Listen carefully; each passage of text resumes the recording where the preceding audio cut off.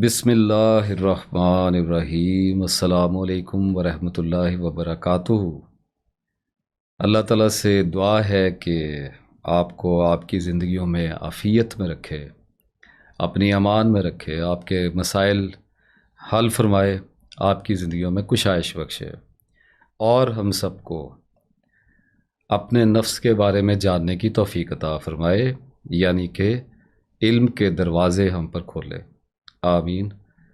और मुझे पता है कि आप लोगों को बहुत इंतज़ार करना पड़ा इस बार, उसके लिए एक्सेप्ट अपॉलॉजी, माज़रत कबूल फ़रमाएँ। दो वजूहात बनी हैं, एक तो ये कि पिछले 15 दिन से तो तबीयत काफ़ी ख़राब रही, नज़ला ज़ुकाम, कोई वायरल इन्फेक्शन था और स्पेशली कफ़ जो है वो बहुत ज़्यादा ड्राई कफ़ अभी भी है। वो रुक नहीं रही थी और मेडिसिन से तो मैं कोशिश किया करता हूँ, कभी कभी तो इस्तेमाल करनी पड़ती है, लेकिन फिर भी बहुत कम ही मैं इस तरफ आता हूँ। मेरा ख़्याल है कि एंटीबायोटिक्स तो मैंने शायद ज़िंदगी में 5-6 बार ही अभी तक इस्तेमाल की होगी और पैनाडोल तो मुझे याद भी नहीं है, शायद एक बार ज़िंदगी में कभी की है। तो एक तो ये मसला बन गया, आई वॉज़ वेटिंग कि मेरा इम्यून सिस्टम जो है वो कुछ अल्लाह ताला शिफा अता फ़रमाए। और दूसरी वजह ये बनी जी कि मजबूरी भी हो जाती है, कभी कभी रुकावट आ जाती है, ज़हनी अफलास का सामना करना पड़ता है। और ऐसा हुआ है पहले भी, शायद 2 बार ऐसा हो चुका। मुराकबा की सीरीज़ का मुझे आई वॉज़ वेरी एक्साइटेड, जो मेरा चैनल है नासिर इफ्तिखार ख़ुद से खुदा तक वाला, उस पे मैं आई वॉज़ थिंकिंग कि ये तो मेरे लिए कुछ मसला ही नहीं होगा बोलना इस पे, लेकिन शायद 2 महीने से भी ज़्यादा मुझे उसके लिए इंतज़ार करना पड़ा और ऑर्गेनाइज़ नहीं हो रहा था डाटा मेरे अंदर। और फिर मुझे एक और याद पड़ता है कि ज़िक्र इलाही की जो सीरीज़ थी उसका बड़ा शौक़ था मुझे, लेकिन जब इरादा बांधा तो कैफ़ियत सल्ब हो गई और फिर उसके लिए भी शायद 3-4 महीने इंतज़ार करना पड़ा। और अब भी ऐसा ही कुछ मामला हुआ, ये हो जाता है, मैं इसको माइंड नहीं करता। मसला ये है कि मैं एक्ट नहीं कर सकता जी, मेरे अंदर जो कंट्रोल का एलिमेंट है वो आप यूँ समझिए कि काफ़ी हद तक लूज़ है। मुकम्मल तौर पे तो नहीं है, ज़िंदगी के बहुत से मामलात और बहुत सी जिहाद डिमेंशंस में मैं अभी तक नाकाम ही चलता चला आ रहा हूँ, कोशिश में हूँ, स्ट्रगल में हूँ। लेकिन कुछ एस्पेक्ट्स ऐसे हैं जिनमें कंट्रोलिंग एलिमेंट मेरा लूज़ हो चुका है और ये वीडियो करना भी उन्हीं में से एक है कि इनसाइट नहीं आ रहा होता, डाटा तो पड़ा होता है और कॉन्शियसली पता होता है कि क्या बात करनी होगी, लेकिन वो मरबूत नहीं हो रहा होता, ऑर्गेनाइज नहीं हो रहा होता। यूँ समझिए कि इज़न नहीं होता, कुछ मसलियत दरपेश होती है और मैं उस पर ज़िद नहीं करता, इंतज़ार करना पड़ता है, सो करता रहता हूँ और तस्बीह करता रहता हूँ और अपने कामों में लगा रहता हूँ।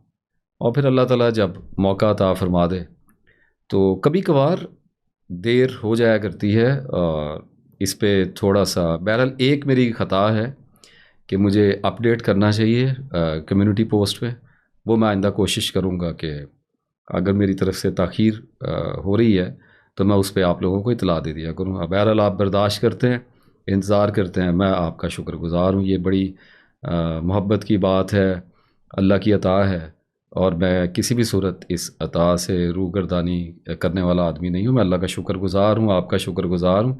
इंशाअल्लाह कोशिश रहेगी कि थोड़ी सी कंटिन्यूटी बरकरार रखी जाए, लेकिन कम से कम 2 वीक्स का तो मुझे टाइम आप दे ही दिया करें, इससे पहले तो मुमकिन नहीं होता।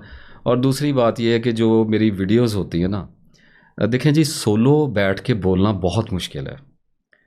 सुर्खी पाउडर लगाने पड़ जाते हैं, क्या सुर्खी पाउडर पे फेयर एंड लवली लगाओ, कंघियाँ करो, कपड़े पहनो, वेस्ट कोट में अपने आप को फंसाओ, एक ट्राउज़र एक टी शर्ट में फिरने वाला मैं आदमी हूँ। पूरा पूरा साल भी मैं 2-3 कपड़ों में ही गुजारा हुआ है और तबीयत में बहुत ज़्यादा लाउबालीपन, लापरवाही शुरू से ही पैदाइशी तौर पे मेरे अंदर रही।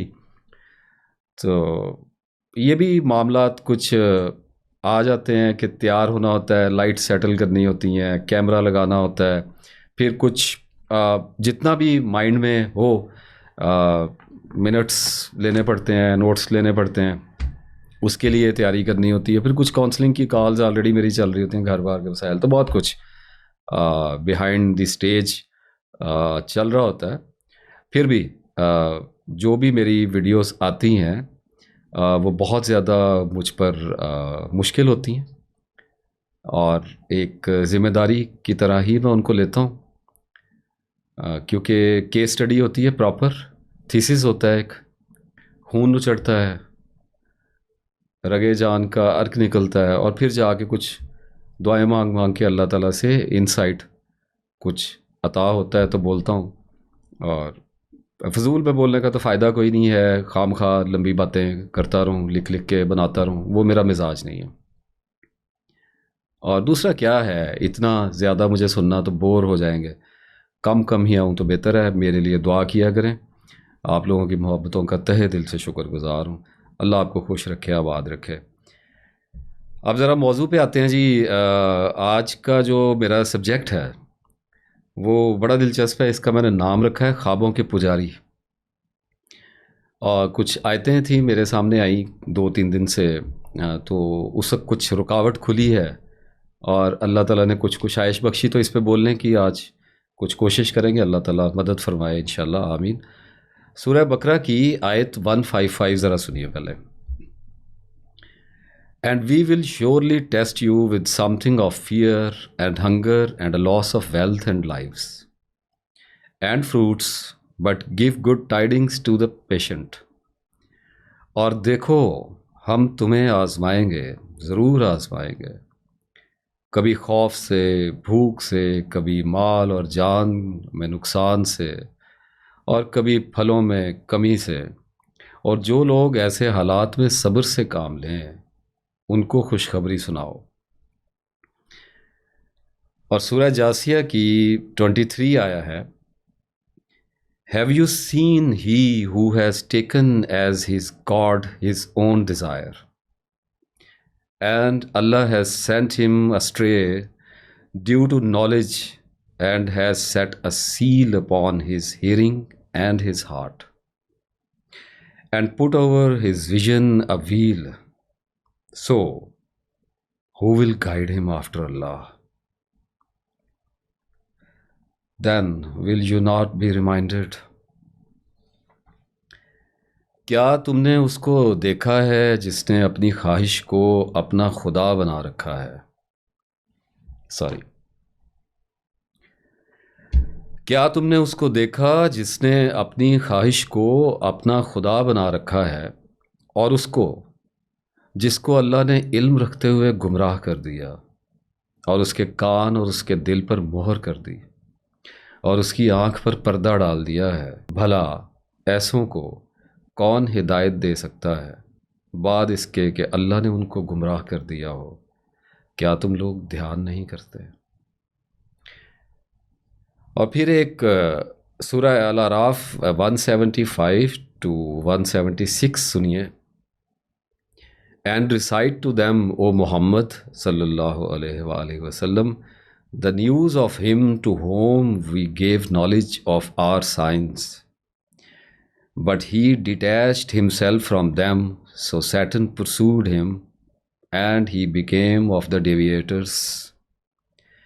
And if we had willed, we could have elevated him thereby, but he clung to the earth and followed his own desire. So his example is like that of the dog.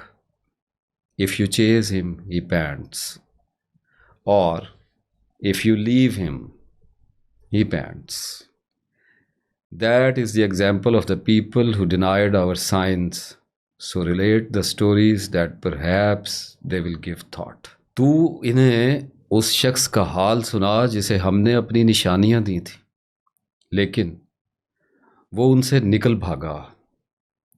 फिर शैतान उसके पीछे पड़ गया, चुनांचे वो गुमराह हो गया। और अगर हम चाहते तो इन निशानियों से उसके दर्जात को बुलंद कर देते, मगर वो तो पस्ती की तरफ झुक गया और अपनी ख्वाहिश के पीछे लग गया। ऐसे शख्स की मिसाल कुत्ते की सी है कि अगर तू उस पर हमला करे तो भी हाँफता है और ना करे तो भी हाँफता है। ये उन लोगों की मिसाल है जिन्होंने हमारी आयतों को झुठला दिया। तू उनसे ऐसे किस्से बयान करता रह, शायद ये लोग कुछ गौर व फिक्र करें। अब ये जो आयतें मैंने आप पे पढ़ी हैं, रोंगटे खड़े कर देने वाली हैं। इन आयतों को लेके मैं आगे बढ़ूंगा और हम देखने की कोशिश करेंगे कि अल्लाह ताला ने इन आयात मुबारका में किन लोगों की बात की है। देखो, हर इंसान के दिल में कुछ ख्वाब होते हैं जिनके पीछे वो भागता रहता है, सारी ज़िंदगी भागता रहता है। जैसे बड़े घर का ख्वाब है, बड़ी नौकरी का ख्वाब है, बड़ी गाड़ी का ख्वाब है, जैसे चाहे जाने का ख्वाब है, मुझे कोई बेलौस चाहे, अनकंडीशनल हो के चाहे, और इस तरह के बहुत से हमारे अंदर ख्वाब होते हैं जिनको आमतौर पे हम डिज़ायर्स कहते हैं, ख्वाहिशात। ये ख्वाबों की सूरत में हमारे सीनों में दफन होती हैं और हम इनकी बुनियाद पे बरूए कार आ रहे होते हैं। लगे हाथ एक मशवरा दूं और फिर उस मशवरे की तफसील करूंगा कि अपने ख्वाबों के पीछे भागना छोड़ दो, इनको चेज़ ना करो, वरना ये मार डालेंगे, रुसवा कर देंगे, एग्जॉस्ट कर देंगे। इन ख्वाबों को अगर हम सेंचते रहें अपने दिल में, अगर इनको पानी देते रहें, इनको चेज़ करते रहें, ख़ुद को इन ख्वाबों को पूरा करने के लिए हलकान करते रहें अपनी जान को, तो यहाँ से आजमाइशें फूटा करती हैं, खौफनाक आजमाइशें फूटा करती हैं। और ये वो आजमाइशें होती हैं जिनके बारे में अल्लाह तबारक व तआला ने फरमाया कि ये इंसान के अपने हाथों की कमाई होती है। इंसान इन्हीं ख्वाबों के ज़रिए असर जीता है और अपने माहौल में बरूए कार आता है। ख़ुद को ज़रा छान के देखो, तोल के देखो कि आपके जो एक्शंस हैं, आपकी जो फीलिंग्स हैं, आपके जो ख्यालात हैं, क्या वो अपने ख्वाबों के, अपनी ख्वाहिशात के ज़रिए असर नहीं है। ख्वाब, उम्मीद, तमन्नाएँ, ताल्लुक़, रिश्ते जान ले लेते हैं आखिर ये सहारे सारे। और ये जो ख्वाब होते हैं ना, ये जो हमारी डिज़ायर्स होती हैं, आहिस्ता आहिस्ता बग़ैर हमें ख़बर हुए ये हमारे जुनून बन जाते हैं, ऑब्सेशंस बन जाते हैं, हम इनको पोजेस कर लेते हैं। और या यूँ कह लो कि ये हमें भी पोजेस कर लेते हैं और सब कुछ स्टेक पे लग जाता है। स्टेक पे क्या लगता है? उम्र अजीज़, वक्त दाव पे लगता है। कुछ भी इस दुनिया में लेना होगा तो इसी करेंसी से ही मिलेगा। होता क्या है कि हम अपनी ख्वाहिशों को पूरा करने के लिए डेकेड्स में चले जाते हैं, ईयर्स, लंबे लंबे वक्त, स्ट्रगल्स। कोई अमीर होने के चक्कर में लगा हुआ है, किसी को मोहब्बत हो गई है, 10-15 साल उसके खा गई है। कोई अपने बच्चों के पीछे पड़ गया, उनको बड़ा आदमी बनाने के चक्कर में पड़ गया, कोई मकान बनाने के जुनून में गिर गया है, कोई किसी चक्कर में है, कोई किसी चक्कर में है। हर इंसान जो आपको जिंदा नज़र आ रहा है, मेरे समेत, वो हर वक्त 1, 2, 3 जुनूनों में गिरफ्तार होता है। पहले एक बार जिक्र मैं इसका कर चुका हूँ, लेकिन आज मैं एक डिफरेंट कॉन्टेक्स्ट में इसको लेके आ रहा हूँ। ये जो जुनून होते हैं ना, ये हर वक्त उसके अंदर चल रहे होते हैं। बस औकात यूँ समझो कि एक जुनून के पर्दे से देख रहा होता है आदमी, और फिर कभी कभार ये होता है कि 1, 2, 3 जुनूनों के पर्दों में भी देख रहा होता है। कुछ लोग तो मैंने ऐसे भी देखे जिन पे मुझे हैरत हुई, 5-5 जुनूनों तक भी मुझे वो चलते हुए नज़र आए। लेकिन आम तौर पे अगर हम कॉमन्स की बात करें, आपकी मेरी बात करें, तो 2, 3 और 3 आम तौर पे जुनून कार फरमा होते हैं पर्सनैलिटी के स्ट्रक्चर के अंदर। इनसे मिलो, आज मिलवाता हूँ थोड़ा सा इनसे, इनकी ज़रा आज गहराई में जाके देखते हैं कि ये होते किस तरह के। अपने ऑब्सेशंस को स्टडी करो। इंसान को पता होना चाहिए कि वो कितने जुनूनों में चल रहा है। अगर कोई प्राइवेट सेटिंग में मेरे साथ बैठा हो ना और मुझसे पूछ ले कि आपके क्या ऑब्सेशन है, यही क्वेश्चन अगर प्राइवेटली हुआ होता तो अल्लाह जानता है ऐसी फसाहत से खोल के बताता। अब क्या इस पर रुकती है ज़ुबान बार बार, मीडिया है, ओपन है, रुकना पड़ता है।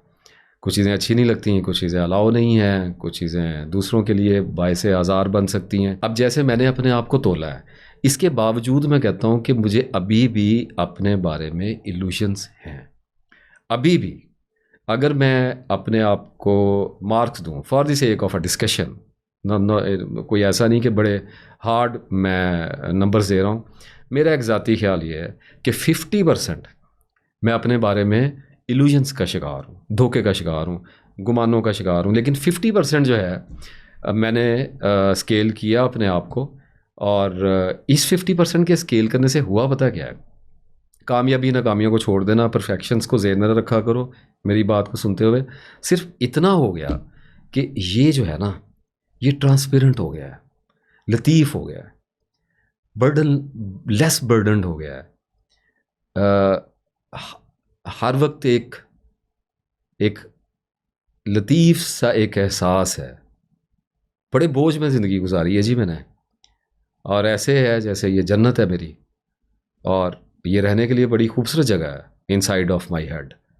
लेकिन ये जो स्पेस है जिसकी मैं आपसे बात कर रहा हूँ, इसमें ये छोटे छोटे ऑब्सेशंस, ये जो काम डाउन हुए हैं ऑब्सेशंस हैं, और कुछ जो बड़े हुए ऑब्सेशंस हैं, वो कभी कभी इसको ऑक्यूपाइड करते हैं। कभी कभी से मुराद दिन में 100 बार होगा। मुबादा आप ये समझें कि कहीं मुझे साल बाद कोई ऑब्सेशन आता है, नहीं नहीं, फ्लैक्चुएशंस हैं। फ्लैक्चुएशंस को मैं आगे डिस्कस कर लेता हूँ आपसे। तो ब्लिंक करता है जो human mind and body organism का जो मैनिफेस्टेशन है, ये पल्सेट करता है, फ्लैक्चुएट करता है, जलता है, बुझता है। ऐसे इसके अंदर आजमाइशों का ज़हूर होता है। इन ख्वाबों के ऊपर थोड़ा सा बात करेंगे, लेकिन मैं सबसे पहले कह दूं कि इनके ये जो ख्वाब सजाए हुए हैं ना, आँखों में, दिल में, ये जो मोहब्बतें पाली हुई हैं, ये जो पैसे की तमन्ना पाली हुई है, ये जो बड़े घरों की, और जो भी गुलदस्ते सजा के रखे हुए हैं, जिनको रोज़ बैठ के पानी देते हो और हसरत से बैठ के इनको तकते हो कि ये कब फूल निकालेंगे, कब इनके पत्ते निकलेंगे, और जब नहीं निकलते तो बैठ के रोते हो, इनका पीछा करना छोड़ दो। ये इलूसिव होते हैं। मतलब जो पूरी का पूरा जो कॉस्मिक स्ट्रक्चर है, जो कायनात का स्ट्रक्चर है, इंक्लूडिंग ह्यूमन बीइंग के अंदर और बाहर, मैनिफेस्टेशन में, मटीरियलिस्टिक वर्ल्ड में, और स्पिरिचुअलिस्टिक वर्ल्ड में, और इंटेलेक्चुअल माइंड के अंदर जो कुछ भी मैनिफेस्ट हो रहा है, उसकी नेचर इल्यूजन है, इल्ला मताउल गुरूर है, कुछ भी नहीं है सिवाय धोखे के। एक डिल्यूजनल सा इफेक्ट है। सबसे पहले तो इसको अंडरस्टैंड कर लो कि जो भी ख्वाब आपके सीने के अंदर चल रहा है, आप अभी मेरी बात सुन रहे हो तो अपने आप को एनालाइज कर ही रहे हो ना। मतलब आपकी अकल जो है वो इस वक्त हाफ में शिफ्ट हुई हुई है। हाफ जो है वो मेरी बात को सुन रहा है, लेफ्ट और राइट ब्रेन्स के थोड़े से मैकेनिक्स में ना गिर जाऊं कहीं। तो हाफ जो है वो मेरी बात को सुन रहा है, और हाफ जो है वो उसको रिस्पॉन्ड कर रहा है, एनालाइज कर रहा है, साथ साथ जवाब दे रहा है, ये ठीक है, ये गलत है, इससे मैं एग्री कर रहा हूँ, इससे मैं एग्री नहीं कर रहा, ये मेरे अंदर है, ये मेरे अंदर नहीं है, ये आदमी क्या क्या बोल रहा है, ये कैसा है, ये तो ऐसा है। इस किस्म के ओपिनियंस आ रहे हैं, यानी कमेंट्री आ रही है कॉन्स्टेंटली। अभी आप बोल तो नहीं रहे, जुबान तो बंद है, होंठ बंद है, आंखें देख रही हैं, लेकिन right now listen to yourself. Constant commenting हो रही है। अब मैंने जब कहा कि ये डिल्यूजनल होते हैं, इल्यूजनल होते हैं, तो इसका एक मतलब है कि पैंडा खोटा करते हैं इंसान का। जो भी हम बात कर रहे थे कि टाइम इन्वेस्टमेंट होती है, स्टेक पे लगती है ज़िंदगी, तो इंसान का पैंडा खोटा, उसके रास्ते खोटे हो जाते हैं, लंबे हो जाते हैं, डिप्रेशन वाले हो जाते हैं। अच्छा, अब दो रिजल्ट आएंगे किसी भी, अब मैं जब ख्वाब कह रहा हूँ तो डिज़ायर समझते रहो, और ऑब्सेशन समझते रहो, और जुनून समझते रहो, और ड्रीम्स भी समझते रहो। एक ही चीज़ है, नाम डिफरेंट कर देता हूँ मैं सिचुएशन के हिसाब से कभी कभी। अगर तो ख्वाब पूरा ना हुआ, डिज़ायर अचीव ना हुई, अटेन नहीं कर सके, पॉसिबिलिटी ना हो सकी, जैसे औरत मर्द से मोहब्बत कर रही है, मर्द किसी औरत से मोहब्बत, नहीं शादी हुई, तो क्या होगा? डिप्रेसिव हो जाओगे, ज़िंदगी तबाह हो जाएगी, और बहुत पस्ती में गिर जाओगे, जाके सेल्फ कॉन्फिडेंस लूज़ कर जाओगे। जो भी उसके डैमेजेस आने हैं सभी को पता है, उस पर क्या तफसील में जाना। जब भी हमारी कोई ख्वाहिश पूरी नहीं होती, उसमें तातुल आता है। तातुल भी दो तरह का होता है। कभी कभी मामले में तातुल किया जाता है, यानी कि ताख़ीर कर दी जाती है अल्लाह रब्बुल इज़्ज़त की तरफ से। कोई चीज़ इंसान करने की कोशिश कर रहा है, पैसा कमाने की कोशिश कर रहा है, जॉब ढूंढने की कोशिश कर रहा है, कुछ भी करने की कोशिश कर रहा है, रिश्ता नहीं हो रहा बच्चियों का, कुछ भी आप मामला ले लो, तो कभी कभी उसमें उसको मौखर किया होता है, तातुल होता है, उसके अंदर एक डिले आ रहा होता है, मसलियत दरपेश होती है। हमेशा याद रखो, परेशान ना हुआ करो। एक अजीम खुदाई मसलहत दरपेश होती है, हमें पता नहीं होता कि वो क्या होती है, तो साबिरीन में से होना होता है। और एक मामला और भी होता है कि कभी कभी मुअल्लक कर दिया जाता है, जस्ट हैंग इन देयर, आवाज़ आती है, लटका रहा है इधर। अब लटकना क्या है कि हो गया, इतना वक्त गुजर गया है। अगर देखो ना, कोई 10-15 साल में अमीर हुआ बेचारा, कोशिश करके जॉबें की, बिजनेस पे गया, 20 साल लग गए तो चलो समझ आती है। कोई लोग होते हैं जिनको 30 साल हो गए, 40 साल हो गए, 35 साल हो गए और बात बानी नहीं रही। तो मैं कहता हूँ मुअल्लक हो, हैंग किए हुए हो, खला में रखे गए हो, नहीं कबूल किया जा रहा, इजाज़त नहीं दी जा रही, तो इसका एक मतलब है। और बड़ी बारीकी से, बड़ी गहराई से, गलत ना तोलना, क्लैरिटी के साथ देखो। मेरी बात सुनते हुए डिसाइड ना कर लेना कि मैं मुअल्लक हूँ, कोई कहे मुझे ताखीर है, नहीं। गौर से देखो, 1000 जावियों से एनालाइज किया करो। मुझे सोचना पड़ जाए ना किसी चीज़ पे, गौर करना पड़ जाए, तो बसा औकात 10-10 दिन, 20-20 दिन, मंथ्स भी इस्तगराक में गुजर जाते हैं। जितना बड़ा सवाल होता है उतनी बड़ी सोच, उतना बड़ा गौर व फिक्र दरकार होता है। तो अब जो मुअल्लक किया हुआ है उसके बारे में फ़ैसला ये है कि हमें तेरी ये स्ट्रगल कबूल नहीं है, ये रास्ता तेरे लिए नहीं रखा हुआ। क्यों अपने आप को हल्कान कर रहा है? कब सीखेगा, कब होश पकड़ेगा? अब जैसे मैंने अपना बताया, मेरा मुअल्लक था मामला, सिवाय अल्लाह के रोकने वाला ही कोई नहीं था। ऐसा बहीमियत माइंड है अल्हम्दुलिल्लाह, ऐसे एक बला है अंदर, दिल का ये दश्त अरसा महशर लगा मुझे, मैं क्या बला हूँ, कल रात बड़ा डर लगा मुझे। तो मुअल्लक रहा ना, और फिर आखिरकार समझना पड़ा। और खाली मुअल्लक पे भी नहीं मानते, मेरे जैसे लगे रहते हैं, स्ट्रगल करी जाते हैं, क्योंकि लाइफ ने तो फॉग में से निकल के आते ही रहना है। एक सबब के बाद दूसरा, दूसरे के बाद तीसरा, ट्रक की बत्ती है कभी ख़त्म होती है, लगे रहो उसके पीछे, चलते जा रहे हो। तो फिर दूसरी तरह से भी चोटें मारी जाती हैं। जैसे मुझे मुअल्लक करने के साथ साथ मजरूह भी कर दिया गया, बीमार भी कर दिया गया, आजिज़ भी कर दिया गया, गरीब भी कर दिया, धुतकार भी दिया, बीमार भी कर दिया। तो बसा औकात इतना मरा हुआ होता है मुर्दा कि उसको खड़ा करने के लिए बहुत बड़ा जोल्ट देने की ज़रूरत होती है, झिड़की एक चाहिए होती है खड़ा करने के लिए, जिंदा करने के लिए। तो अगर बिजली के झटके लग रहे हैं तो डरने की कोई बात नहीं है, सिर्फ नज़र नहीं आ रहा। Try to find, try to see क्या है पर्दे के पीछे। मुशीयत इलाही, वो मैं निकल गया हूँ आगे, कहीं वापस आता हूँ। मुशीयत इलाही जब गैब से आलम असबाब में ढल रही होती है ना, तो मुकद्दर होने से कुछ देर पहले, कुछ वक्त पहले देखने वालों को देखने की इजाज़त होती है। हाँ, और ये और बात है कि उसका कुछ कर ना सकें, या अगर करने की कोशिश करें तो और फंस जाएं, ये और बात, ये और बात, क्योंकि मुकद्दर हुक्मरान है, अल्लाह ताला ने हर इंसान पे मुसल्लत कर रखा है। लेकिन आँख को गहरा करो, नॉलेज डालो इसके अंदर, जितना इसको फैलाओगे उतनी ज़्यादा इसमें डेप्थ आएगी, उतना ज़्यादा दूर तक मार करेगी, और फिर आहिस्ता आहिस्ता दूर की कौड़ी लाने लग जाओगे। तो ये तो मैंने बता दिया कि अगर होते हैं। तो अब क्या होगा कि अगर तो पूरी नहीं हो रही डिज़ायर, ड्रीम पूरा नहीं हो रहा, तो डिप्रेशन में जाओगे, साइकी में दरारें आएंगी, रोना शुरू कर दोगे, यानी तब्दील होना शुरू हो जाओगे, नेगेटिव होना शुरू हो जाओगे, यासीद ज़दा होना शुरू हो जाओगे, नार्सिसिस्टिक होना शुरू हो जाओगे, और बहुत कुछ होना शुरू हो जाओगे। लेकिन इससे भी बड़ा ख़तरा है कि अगर ख्वाब हकीकत में ढल जाए, ख्वाहिश पूरी कर दी जाए, ओहो, फरमाया बुराई की दुआ ऐसे मांगता है जैसे भलाई की मांग रहा हो। तो अगर ढल गई ख्वाहिश, असबाब में मुजस्सम हो गई, तो ख्वाब जो है, ड्रीम जो है, वो रियलाइज्ड हो जाएगा, यानी रियलाइजेशन में हो जाएगा। यानी ड्रीम की एक रियलाइजेशन होती है। जैसे स्पिरिचुअलिटी में जो मार्फत होती है, ये सेल्फ की रियलाइजेशन होती है, यानी वो सेल्फ जो छुपा हुआ है वो रियलाइजेशन में आ जाता है। दो तरह के इसके मतलब निकलते हैं, एक तो एहसास में आ जाया करता है, और दूसरा जो मेरे कागज़ों में मतलब निकलता है कि आलमे असबाब में, इस एग्जिस्टेंस में ढल जाया करता है।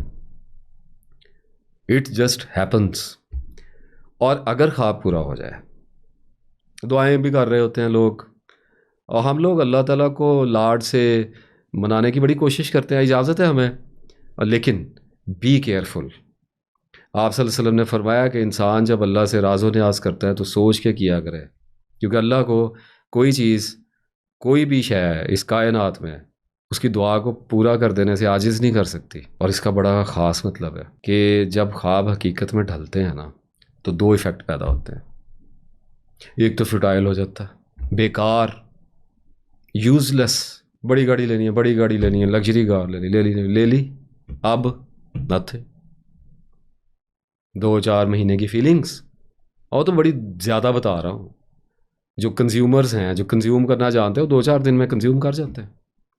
उनके लिए वो नॉर्म में आ जाती है, न्यू नॉर्म बन जाता है उनका। जब भी कोई नई अता जिसके आप पीछे पड़े हुए थे, वो आसमानों से हुक्म हो गया है कि दे दो इसको, और वो आपको मिल गई है, तो आपका न्यू नॉर्म बनेगी। यानी कि इसका दूसरा मतलब ये है, आपके लिए बाइसे आजमाइश बनेगी। आप पे उसकी मदद से दबाव डाला जाएगा, आपको टेस्ट किया जाएगा, आपको परखा जाएगा, तोला जाएगा, आजमाया जाएगा आपको। तो जब ख्वाब हकीकत में ढलता है, सबसे पहले तो अपनी वैल्यू को लूज़ करता है। आदमी अपने आप से झूठ बोलने में तो कमाल एक्सपर्ट है, तो इग्नोर करते हैं हम उसको, मुख्तलिफ नाम देते हैं, जिम्मेदारी बन जाता है ख्वाब। दूसरा इफेक्ट उसका ये है, उस ख्वाब को जो अब हकीकत बन चुका है उसको पालना पड़ जाता है। जिन लोगों ने मेरी वीडियो देख रखी है, जज्बाती हसास वाली और बाबे कबूल, इन दोनों में से किसी एक में मैंने डिस्कस किया था कि दो मेरे ख्वाब थे। एक तो ये कि घर अल्लाह ताला अता फरमा दे, और ये यानी इनकी मैं ये बात नहीं कर रहा कि नाजायज़ होते हैं, मैं परफेक्शन में ना लेना, एक्सट्रीमिटीज़ में ना लेके जाया करो, एतदाल में मेरी बात को सुनो, बैलेंस करते रहा करो साथ साथ, मेरी हर बात को उसको बैलेंस्ड कर अपने माइंड में कर लिया करो। तो एक तो ये था कि घर अल्लाह ताला बड़ा कर दे, और दूसरा ये था कि मेरे घर में एक दरख्त लगे नीम का, और मेरे घर में परिंदे आएँ, एक कॉलोनी बने परिंदों की, अपनी मर्ज़ी से आएँ, अपनी मर्ज़ी से जाएँ, रात मेरे घर में बसेरा किया करें। तो ये पूरे हो गए, अल्हम्दुलिल्लाह रब्बिल आलमीन। लेकिन अब क्या है, अब ये है कि मुझे 11 बिल आते हैं, बिजली के, गैस के, इंटरनेट के, मीटर ही मीटर लगे हुए हैं। मतलब ऑफिस है, फैमिलीज़ हैं, बहुत कुछ अब ज़्यादा बढ़ गया चीज़ों का ना। तो कहाँ पे एक बिल था, तो उसको मेंटेन करना पड़ता है। Getting it? इसी तरह से जो परिंदे मेरे घर में आए, उनकी मेंटेनेंस अल्लाह की पनाह। उनकी ट्रेज साफ़ करो, उनकी गंदगी है, उनकी फीड है, उनकी बीमार हो जाते हैं, एंटीबायोटिक्स देनी पड़ जाती हैं, आँखों में ड्रॉप्स डालने पड़ जाते हैं, उनके पर कभी कभी जो बच्चे होते हैं वो भी अपने आप को मेंटेन नहीं कर पा रहे होते, पर काटने पड़ते हैं। मतलब all the time, every day एक ड्यूटी लग गई है। कोई हर्ज नहीं, करनी है अल्हम्दुलिल्लाह, कोई मसले वाली बात नहीं, लेकिन हो नहीं सकता कि आपका कोई ख्वाब पूरा हो और वो आपके ऊपर बर्डन ना डाले, आपको उसको मेंटेन ना करना पड़े, ये हो नहीं सकता। तो इसलिए मैं कहता हूँ कि ख्वाब को पाला ना करो। वो बात वही होती है ना कि अब मछली ने अपना पत्थर चाट लिया है, तो अब आके दूसरी मछलियों को बता रही है, लेकिन फिर भी कोई बच जाए। तो अब मुझे पता है कि इस ख्वाब ने मेरे 15 साल लिए, 15 साल लिए। जब मैं कहता हूँ ना, तो मेरे जैसे जो बंदे होते हैं ना, वो बड़ा बच के निकलने की कोशिश करते हैं, लेकिन फंसते ज़रूर हैं। यानी आम अगर कोई बंदा होगा, आम से मैं ख़ास नहीं अपने आप कह रहा हूँ, मतलब अगर नॉर्मल पैटर्न का कोई आदमी होगा, तो वो कमेटियाँ डालनी शुरू कर देता, पैसे इकट्ठे करने शुरू करता, बचतें करनी शुरू करता, पैसा कमाने की कोशिश करता। मैं लगा रहा अल्लाह ताला की तरफ, मैंने अपना काम नहीं छोड़ा। और लेकिन जितना भी मैं बचा, मेरे दिमाग का एक मेजर पोर्शन जो है, उसमें घर, परिंदे, दरख्त, वो उसका पर्दा छाया रहा है। और ये बहुत बड़ी इंगेजमेंट है, ये छोटी इंगेजमेंट नहीं है। आगे मैं ऑब्जर्वेशन पे कुछ बात करूँगा, तो इसको याद रखना कि जब मैंने कहा है कि ये छोटी इंगेजमेंट नहीं है, तो इसलिए मैं कहता हूँ कि अपने ख्वाबों को, अपनी डिज़ायर्स को नॉर्मलाइज करो, रखो ज़रूर। जो ख्वाहिश है ये हमारी फितरत है, इसमें मैं अभी थोड़ी देर में बात करता हूँ।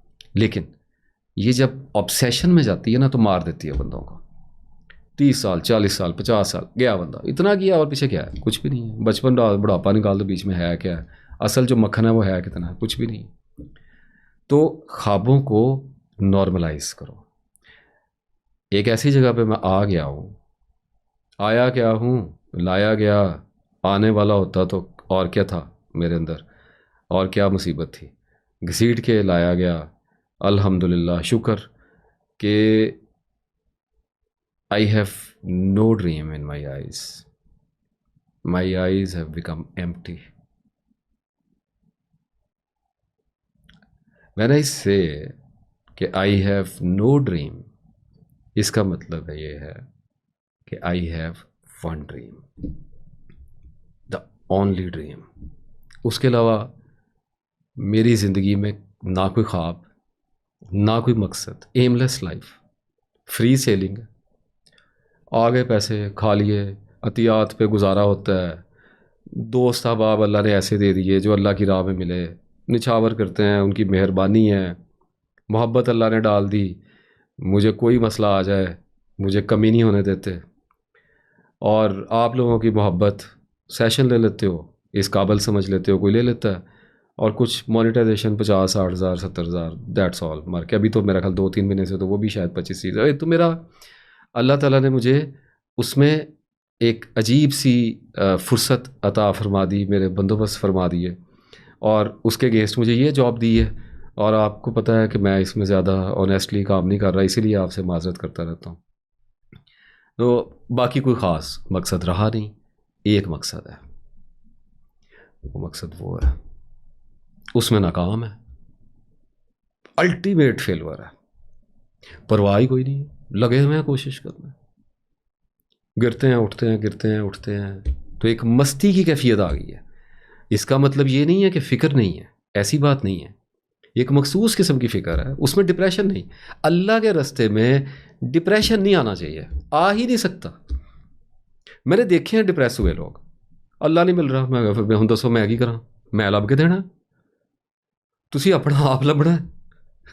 Sorry, I apologise, I apologise, that was spontaneous. तो फिर डिप्रेस क्यों होते हैं? हम भी आपके साथ ही खड़े हुए हैं। जितने लश्कर अल्लाह के रास्ते में चलते हैं वो कहीं पहुंचे हुए नहीं होते, रस्तों में होते हैं। अल्लाह मंजिलों में नहीं है, अल्लाह ताला रास्तों में मिला करता है, मुसाफिरों को मिला करता है। तो चलते रहो। तो अगर कोई आदमी लॉजिकल चल रहा है अल्लाह की तलाश में, तो उसको स्ट्रेस नहीं आता। हाँ, कभी कभार, once in a blue moon, truly it happens कि यू क्राई। कभी कभी आपके दिल से निकलता है कि कब, बस वो एक वेव होती है, वो एक दबाव होता है जो आपको अल्लाह के और थोड़ा नज़दीक ले जाता है। उसके बाद फिर आप तैयार हो जाते हैं, घोड़ा दौड़ता रहता है मैदानों में। लेकिन अब जो बाकी ख्वाब होते हैं उनको नॉर्मलाइज करने की ज़रूरत होती है, जितना जल्दी कर लोगे। देखो, मेरी तरह जूतियाँ खा के समझ जाओ तो भी एक रास्ता है।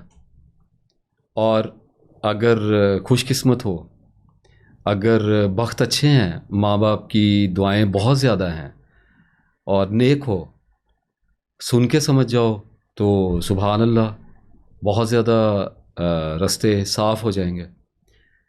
तो इसलिए मैं कहता हूँ कि ख्वाब आ जाते हैं, आँखों में आ ही जाते हैं, इसमें तो कोई हर्ज वाली बात नहीं है। चलते हुए अगर मुझे किसी की गाड़ी नज़र आ गई है तो मेरे दिल में अगर कुछ देर के लिए ये लहर सी एक उठी है कि I will have to experience, ये मेरे पास भी होनी चाहिए, तो आई डोंट माइंड।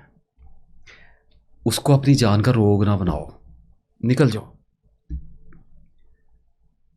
ऐसे ही ख्वाब आंखों में आ जाता है, देखने में हर्ज नहीं है, बल्कि ब्यूटीफुल होते हैं। सम टाइम यूँ समझो कि डिमेंशंस, ये इट वर्क्स लाइक कॉम्पस, कि आपको कभी कभी ट्यून इन भी कर देते हैं। इसमें डिटेल में नहीं अभी जाना चाहता, बहुत उधर की तरफ निकल जाऊंगा। तो एक तो इनको नॉर्मलाइज करो, क्योंकि मैं कहता हूँ ख्वाब देखना और चीज़ है, इनको पालना ये समझो सांप पालने के बराबर है। डसेगा, हो नहीं सकता कि डंग ना मारे। नेचर है इसकी, डिज़ायर की नेचर ये आपको बैक वाइट करेगी। अपने आप को देख लो, एनालाइज करके देख लो। मेरी तो वीडियो होती वही है जिसमें अपने आप को भी साथ साथ आप देख रहे होते हो। तो अब थोड़ा सा हम मैकेनिक्स को देख लेते हैं कि ये सारा चक्कर जो है ये चलता कैसे है। पहली तो बात ये है कि ज़ाती महरूमियाँ होती हैं, जिनकी बुनियाद पे डिज़ायर ड्रीम में शिफ्ट होती है, यानी बहुत बड़ी हो जाती है और आपकी ज़िंदगी में छा जाती है। तो ये ज़ाती महरूमियाँ और कॉम्प्लेक्सेस होते हैं। और इसको थोड़ा सा मैं एक्सप्लेन कर देता हूँ कि इसका मतलब ये होता है कि आज मैं यहाँ पे खुश नहीं हूँ, मैं जिस हाल में हूँ मैं वहाँ पे खुश नहीं हूँ। So that is why I want to become something else, right? यानी I want to become something, exactly. तो हो क्या रहा है कि स्टूडेंट है तो वो कहता है कि मैं कुछ बन जाऊँ पढ़ के। तो इसका मतलब है कि ज़िंदगी में एक खला है, तो कंपेयर किया हुआ है, लोगों को पढ़ के जॉब्स पे लगते हुए देखा है, तो वहाँ तक जाना चाह रहा है। हमेशा जब भी कंपेयर करोगे तो एक स्पेस पैदा हो जाएगी, क्योंकि कंपैरिजन जो है ये एक पैमाना है। जैसे इंच होता है, फीट होता है, सी में सेंटीमीटर्स होता है, मिलीमीटर होता है। इसी तरह से हम कंपेयर करते हैं ना चीज़ों को, तजिया करते हैं। तो ये भी एक पैमाना होता है। तो जब आप अपने आप को किसी भी दूसरे की सूरत हाल से, वाक़यात से, हालात से, कैफ़ियत से मैयर करोगे, यानी कि कंपेयर करोगे, तो आपके अंदर एक खला पैदा हो जाएगा और आप वहाँ तक जाना चाहोगे। I don't know, I wonder कितना ये सिंपल चीज़ है। क्योंकि जब आप कंपेयर करते हैं तो हम अपने आप को एब्यूज़ कर रहे होते हैं। यानी जब आप लोग मुझे देखते हो तो कंपेयर करते हो, इसलिए तो बार बार मैं मलामतिया की तरफ जाता हूँ कि कंपेयर ना करो। आपको क्या पता इस कब्र के अंदर पड़े हुए मुर्दे का क्या हाल है? कंपेयर ना करो, आपको पता ही नहीं है। आपके पास जो कंपैरिजन का टूल है वो नाकुस है, मेरे पास भी नाकुस है, थॉट है वो। इस पे क्या ट्रस्ट करना है? इसको गैब का इल्म ही नहीं है। आपको मेरे अंदर का क्या पता है? तो आप मुझे मेरा कंपैरिजन कैसे करोगे? नासिर जैसे होना है? ओ भाई, खुदा का खौफ करो, अपने जैसे होना है। तो कंपैरिजन जब भी करोगे अपने आप का बेड़ा गर्क कर लोगे, अपने आप को पस्त कर दोगे, तो उसके नतीजे में कॉम्प्लेक्स पैदा होगा, यानी वैक्यूम क्रिएट होगा। और सेल्फ के अंदर से एक आवाज़ आएगी कि I want to become that, and this is the base of depression and struggle. तो एक तो ये मैकेनिक है इसका। और ठीक है, मैं अब अगर ये कहूँ कि डिज़ायर जो है ये एक ऐसा प्याला है जो ऊपर से, यानी एक इसके अंदर एक मादा है, सियाल मादा, एक लिक्विड है। डिज़ायर को एक लिक्विड समझो। इसकी जो ऊपर वाली सरफेस है ना, सुपरफिशियल, जो बिल्कुल ऊपर नज़र आ रही है, वो खुशकुन खुशबूदार ऐसी है। लेकिन इसकी जो इसका बॉटम है और इसकी सरफेस के जो नीचे लिक्विड है, वो सारे का सारा जानलेवा जहर है। जितना बच सकते हो ज़रूरतों तक रहो, थोड़ा सा लग्जरी तक भी आ जाओ, लेकिन ज़्यादा लंबी उम्मीद ना बांधो। लंबे प्रोजेक्ट अपनी ज़िंदगी में ना खोलो, क्योंकि ख्वाहिश जो होती है वो इंसान के जो सेंसर्स होते हैं, यानी जिनको सेंसेस कहा जाता है, 5 सेंसर्स को मैं सेंसेस कहता हूँ, हम भी सारे वही कहते हैं। ये ख्वाहिश जो होती है ये इनकी नॉनसेंस होती है। प्रॉब्लम ये है कि जो डिज़ायर है ये इंसान की ज़िंदगी का ड्राइविंग फैक्टर है, ड्राइविंग मोटिव है। यानी अगर किसी के अंदर ख्वाहिश नहीं है तो वो डेड है। डिज़ायर होगी तो कुछ करोगे। तो इसका मतलब है कि डिज़ायर यानी कि ख्वाहिश जो है वो फितरत है, नेचर है इंसान की। तो अब एक चीज़ नेचुरल है, तो इसका मतलब है कि उसको नेचर के हदूद में और क़यूद में ही रखोगे तो वो आपको नहीं मारेगी, अदरवाइज़ वो बैक बाइट करेगी। इसी तरह से अब बात चूँकि सीधी हो गई है कि अगर हमारी ये फितरत है कि हम ख्वाब पालते हैं, उनका पीछा करते हैं, ख्वाहिशों को परवान चढ़ाते हैं, ऑब्सेस्ड होते हैं, तो मैं कहता हूँ कि कितने ख्वाब पालोगे? ख्वाब पाल के कोई एक दो पूरे नहीं होते, एक दो पूरे होते भी हैं यार। यानी ये तो नहीं है कि सारी ख्वाहिशें ही अल्लाह पूरी नहीं करता, कुछ पूरी करता है, कुछ पूरी नहीं करता है। तो जो जो ख्वाहिशें पूरी हुई हैं उनको देखो, उनकी जगह पे नई ख्वाहिशें रिप्लेस हो गई हैं, नए ड्रीम्स आ गए हैं। तो ये इन्फिनिट लूप है, इसको मैं कहता हूँ विशियस लूप है। इसका मतलब ये है कि ये हमारे चूँकि सेल्फ में इंस्टॉल है, तो एंजल भी इसी को यूज़ करेगा और ईवल भी इसी को यूज़ करेगा। वो माल फंक्शन करेगा ईवल इसको विस्पर करके, वो गाड़ियों के पीछे लगा देगा, औरतों के पीछे लगा देगा, पैसे के पीछे लगा देगा, मकानों के पीछे, बच्चों की पढ़ाइयाँ। वैन आई से बच्चों की पढ़ाइयाँ, मैं ये नहीं कहता ना पढ़ाओ, मैं कहता हूँ बहुत एक्सट्रीम पे जो लोग चले जाते हैं, इस तरह की चीज़ों के पीछे लगा देगा। लेकिन अगर ये अतदाल पे होगी तो एंजल इसमें आपको गाइड करेगा, आपको एडवाइस करेगा। किस चीज़ पे ऊपर, क्यों, क्या। एक डिज़ायर रख लो, एक ख्वाब रख लो। आ गई बात वही जो मैंने कहा था, एक ख्वाब है वो ऊपर वाले का रख लो, उसको चेज करो, एक रख लो। बाकी छोटे छोटे पैमानों पे रखो, बिजली के बिल देने हैं, गाड़ी गाड़ी तक आ जाओ। मैं ये समझता हूँ कि अपने दौर के हवाले से मुनासिब बंदोबस्त पे रुकना चाहिए। अब वो क्या है वो आपका है, वो मेरी तरफ से तो फतवा सादिर नहीं होना, मुझे तो नहीं पता, दुनिया में कोई आदमी आपको बता भी नहीं सकता। एक छोटी गाड़ी, फैमिली बड़ी है तो बड़ी गाड़ी, आइडिया दे रहा हूँ, फूड फॉर थॉट है। घर का खर्च, मुनासिब बंदोबस्त, और एक रोज़गार का कुछ बना बनाया ढकोसला सा एक सिलसिला, जैसे किसी की जॉब है, किसी का काम चल रहा है, ठीक है। इससे आगे रुको। लेकिन जब मैं कहता हूँ रुको तो इसका मतलब मैं ये नहीं कहता कि स्ट्रगल ना करो, करो, अपने काम को टाइम दो, लेकिन अपने पैसे को डिस्पर्स करते रहो। अब उसकी फिर आगे एक नाटमी है, फैसला आपके अंदर से सादर होगा। मैं यहाँ पे बैठ के आपको फाइनेंशियल एडवाइजरी तो दे नहीं सकता, क्योंकि मुझे नहीं पता मुझे कौन सुन रहा है, उसके क्या हालात हैं। आपको मैंने अपना इसलिए बताया कि इस तरह से अपने आप को तोला जाता है।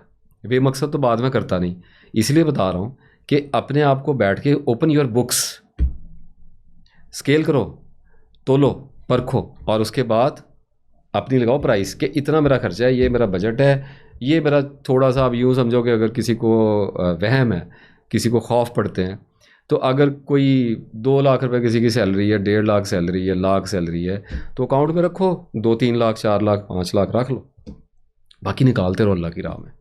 दोस्तों पे खर्च करते रहो, बहनों पे, भाइयों पे, माँ बाप पे, बीवी बच्चों पे खर्च करते रहो, निकालते रहो, अल्लाह की राह में निकालते रहो। कमी नहीं आने देगा अल्लाह। उसी साइकिल को अल्लाह ताला स्मूथ कर देगा, सॉफ्ट कर देगा, उसमें मुशक्क़त निकाल देगा। यानी कि चढ़ाई नहीं चढ़ाएगा आपसे, आपके सीने में धूकनी नहीं चलेगी, आपकी सांस नहीं फूलेगी, मुशक्क़त नहीं आएगी आपको, स्मूथ सेलिंग करने लग जाओगे। तो इस पे गौर करो, बहुत डेप्थ में जाके गौर करो। अब ये जो एक ख्वाब होता है जिसके पीछे लगने की बात कर रहे हैं, आप मेरी वीडियो सुनते आ रहे हैं, this is nothing new for you. मुख्तलिफ मज़हब हैं, उनके अपने अपने नाम नहीं है, किसी में नरवान कहते हैं, इरफान कहते हैं, मार्फत होती है, विलायत होती है, अल्लाह ताला की दोस्ती होती है, अपने नफ्स की पहचान होती है, ये ख्वाब होता है। एनलाइटनमेंट कहते हैं इसको। इसका पीछा करना होता है, लेकिन इसका पीछा भी बड़े तरीके से करना होता है। इसके पीछे हलकान नहीं होना होता, सारी ज़िंदगी करने वाला काम होता है। ये एक प्रोजेक्ट होता है जिसमें लॉस है ही नहीं, जिसमें कोई डिस्ट्रक्शन है ही नहीं है, जिसमें बरकत ही बरकत है। क्या था, ला इसराफ फिल खैर, खैर में कोई इसराफ नहीं है। नीयत अल्लाह ताला की हो गई है, झोंक दो और डरना बंद कर दो, घबराना बंद कर दो, डिप्रेशन लेना बंद कर दो, चल पड़ो, हारते रहो, गिरते रहो, ठुड्डे खाते रहो, उठते रहो, चलते रहोगे। जिस भी जगह पे मारे जाओगे, एक मौत का उकाब तो बैठा ही है ना रास्ते में। जहाँ भी मारे जाओगे कामयाब हो जाओगे। ये इसकी मंजिल है, और तो कोई मंजिल है ही नहीं। तो इसलिए जिसके अंदर ये ख्वाब तेज़ हो जाता है, बर्न कर जाता है, फ्लेम बन जाता है इसका, यूं समझो उसको यकसुई मिल जाती है। और लोग इसके लिए मुराकबे कर रहे हैं। मैं कहता नहीं, ब्रेन की ऑक्यूपेशन कम करो, यकसुई यहाँ से खुद निकलेगी। ये फोकस हो जाएगा, अटेंटिव हो जाएगा, खुद ब खुद नेचर पे आएगा। अगर तो यकसुई मिल गई ज़िंदगी में, जैसे मैंने बताया है, अगर उस पर गौर किया तो यकसुई मिल जाएगी। अगर ना मिली, अगर ना किया, तो सारी की सारी ज़िंदगी निरी कन्फ्यूजन में मारे जाओगे। जैसे जैसे ज़िंदगी में आगे जाते जाओगे, इसका बोझ बढ़ता चला जाएगा। ये शकील होती डेंस फॉग बनती चली जाएगी।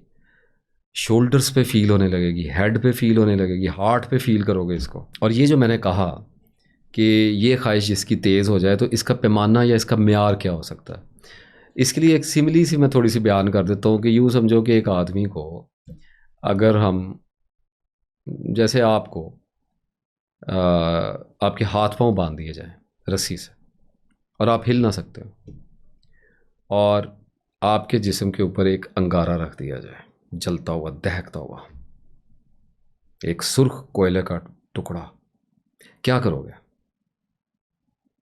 बंधे हो जाओ, कुछ भी नहीं कर सकते। लेकिन जितना भी आपके शऊर में, आपके जिस्म में, आपकी सेंसेस में, आपकी कुल कायनात में जितना भी ज़ोर है, वो एक जगह इकट्ठा हो जाएगा उस कोयले को अपने जिस्म से परे करने के लिए। हिलोगे, इसको यकसुई कहते हैं।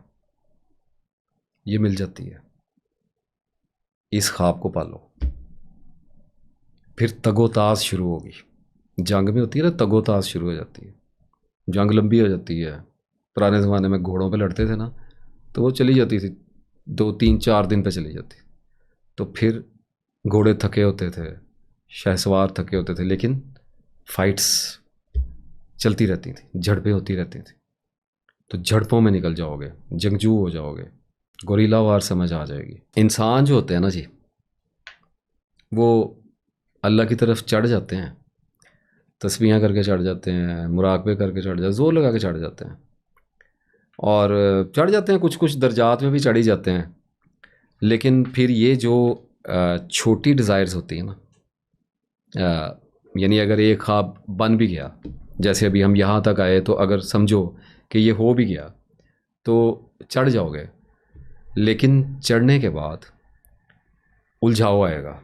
याद रखना मेरी बात, कोई ना कोई छोटी डिज़ायर वो जो है नीचे खींचेंगे वापस, ताकि तरबियत दोबारा शुरू की जाए। एक क्लास हो गई है पूरी, अब वहीं बैठे रहना है। अगर फर्स्ट ईयर में है तो 10 साल फर्स्ट ईयर में बैठे, नहीं सेकंड ईयर में जाना है ना। तो एक टेस्ट में पास हो गया तो अगला इम्तिहान शुरू हो जाएगा। तो ऐसे जैसे मोंगूस होता है, न्योला जिसको कहते हैं, दीवार पे चढ़ जाता है, अगर उसकी दुम के साथ आप एक भारी पत्थर बांध दो और उसको छोड़ दो थोड़ी सी लंबी रस्सी करके दीवार की तरफ, तो वो चढ़ेगा, चढ़ जाएगा दीवार पे। लेकिन एक लिमिट के बाद वो जो पत्थर है वो उसको, उसकी रस्सी के अंदर तनाव पैदा कर देगा, और वो कोशिश करेगा ऊपर चढ़ने की, लेकिन रस्सी उसको ऊपर नहीं जाने, क्योंकि पत्थर को तो उठा के निकल नहीं सकता वो। तो जोर लगाता रहेगा, आखिर थक हार के नीचे आ जाएगा। तो इसका मतलब ये है कि कोई ना कोई भारी पत्थर जो है वो आपको फिर खींच लेगा, फिर आपकी उस तरफ तवज्जो होगी, आपकी तरबियत वहाँ पे शुरू होगी। तो इसलिए अपने आप पे गौर किया करो। अब जैसे फिर ये भी होता है ना कि, अब वैसे भी अपने जहन को हर वक्त अल्लाह की तरफ मुतवज्जो रखना बहुत मुश्किल काम है, ऑनेस्टली टू मच टफ। कोई ना कोई उलझन, कोई ना कोई ख्याल, और फिर वो ख्याल 2 4 घंटे आपको ले गया, और फिर सारे का सारा मोमेंटम ब्रेक हो जाता है। तो अब जैसे कुछ लोग होते हैं, जैसे मैंने शुरू शुरू में तस्बीह शुरू की ना, वो 12-12 घंटे, 3-4 साल बहुत की, और दिन रात ही की अल्हम्दुलिल्लाह। तो फिर कुछ ऐसे मामलात हुए कि मैं इत्मीनान पा गया। मुझे ऐसे लगा कि तस्बीह से मुझे मिला है, और मिला था अल्हम्दुलिल्लाह। लेकिन फिर मैं एक नए बहरान का शिकार हो गया। और मेरे उस्ताद ने कहा था कि आदमी उस नए बहरान के लिए मेंटली रेडी नहीं होता। और उस्ताद मोहतरम की क्या बात होती है, जितना उनको सुनते रहें तो ऐसे लगता है खूब समझ आ रही है, लेकिन कुछ अरसे के बाद अपने आप पे जब बीतती है तो फिर पीछे जा कहते हैं कि अच्छा ये कहा था, ऐसे होना था। तो बहरान आ गया और मैं मेंटेन नहीं कर सका, और फिर से दोबारा चढ़ाई मुझे चढ़नी पड़ गई। तो ऐसे होता रहता है। इसका मतलब है कि लोज एंड हाइज में हम लोग रहते हैं, और फिर लोग ले लेते हैं डिप्रेशन। वो कहते हैं जी तस्बीह की तो पहले तो बड़ी कैफियत थी, तो अब ऐसे हो गया, तो अब ये क्यों हो रहा है। तो मैं कहता हूँ फ्लक्चुएट कर रहे हो, पहले हाई पे थे, अब लो पे डिस्टल पे चले गए हो, तो परेशान क्यों हो रहे हो। हाई का झूला तो ले लिया बड़े आराम से, वो मीठा मीठा हप हप कड़वा कड़वा थू थू, नो, ऐसे नहीं चलेगा। ट्रेनिंग तो लेनी पड़ेगी, पढ़ना तो पड़ेगा, नागवारी तो आएगी। अगर दर्जात में ऊपर चढ़ना है तो स्ट्रगल तो करनी पड़ेगी, जंग तो लड़नी पड़ेगी। तो जो भी क्वेश्चन दिल में आए उसका जवाब दिल में ही रखा होता है। आज तक मुझे समझ नहीं आई कि मैं क्यों बोल रहा हूँ, और आज तक ये जो कहने लगा हूँ ना, ये मिसअंडरस्टूड हो जाएगा। इसको एक और तरीके से कहते हैं, जो भी आपके नफ्स में सवाल पैदा होता है ना, जंजाल पैदा होता है, जो भी उलझन पैदा होती है, उसका जवाब भी उसके साथ ही पैदा होता है। सारा इल्म बड़ी एहतियात से सेंटर ऑफ द सेल्फ में रख रख छोड़ा है। अनलॉक करना सारी बात है, सर मारना पड़ता है, एकदम खुलता है, और वो उसको कहते हैं लतीफ़ा कल्ब खुल गया। क्या कहें, नात का सरबे गिरेबां है। रब्बी शरह ली सदरी को हमने लतीफ़ा कल्ब कर लिया है, और हम उसको हैक करके खोलना चाहते हैं। मैं निकलना नहीं चाह रहा इस तरफ।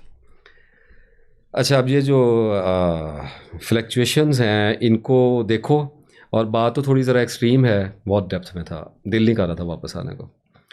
बात तो एक्सट्रीम है, लेकिन हकीकत पता क्या है कि एक धागा जो होता है ना, वो जब सुई के नाके में डालना हो ना, तो अगर वो आगे से उलझा हुआ है, उसके कई मुंह बने हुए हैं ना, तो वो नक्के में से नहीं गुजरेगा। इसलिए यकसुई हमें दरकार होती है। और ये यकसुई जो है, मैं बार बार कह चुका कि ये फोकस्ड अटेंशन होती है, ये कंसंट्रेशन नहीं होती है, वो डम होती है। अब बाकी आम इंसान की ज़िंदगी देख लें, जो दुकानों में, कारोबारों में, गाड़ियों में, यही मोबाइलों में, ये इन चीज़ों में लगे हुए हैं, रील्स में, टिकटॉक में, फेसबुक में, इन चीज़ों में लगे रहते हैं। और मतलब ये है कि इंजॉयमेंट उसमें जो होते हैं, तो वो इतने डिस्ट्रैक्टेड होते हैं कि मैं हैरान होता हूँ कि इतना डिस्ट्रैक्टेड माइंड जो है वो सच तक कैसे पहुँच सकता है। क्या पॉसिबिलिटी हो, कोई पॉसिबिलिटी नहीं है। You will have to be available. आपको इसको क्वाइट करना पड़ेगा, काम डाउन करना पड़ेगा। अगर कोई बंदा ट्रूथ को सर्च करना चाह रहा है, हक तक पहुंचना चाहता है, जो कि अल्लाह बजाते खुद है, तो उसको अवेलेबल होना पड़ेगा। ये हो सकता है मैं जंग पे जाने के लिए निकला हूँ और मुझे तलवार याद नहीं रही ले जानी, तो मैं डिस्ट्रैक्टेड माइंड हूँ, मैं कैसे लड़ सकता हूँ। तो अटेंटिव होना पड़ता है।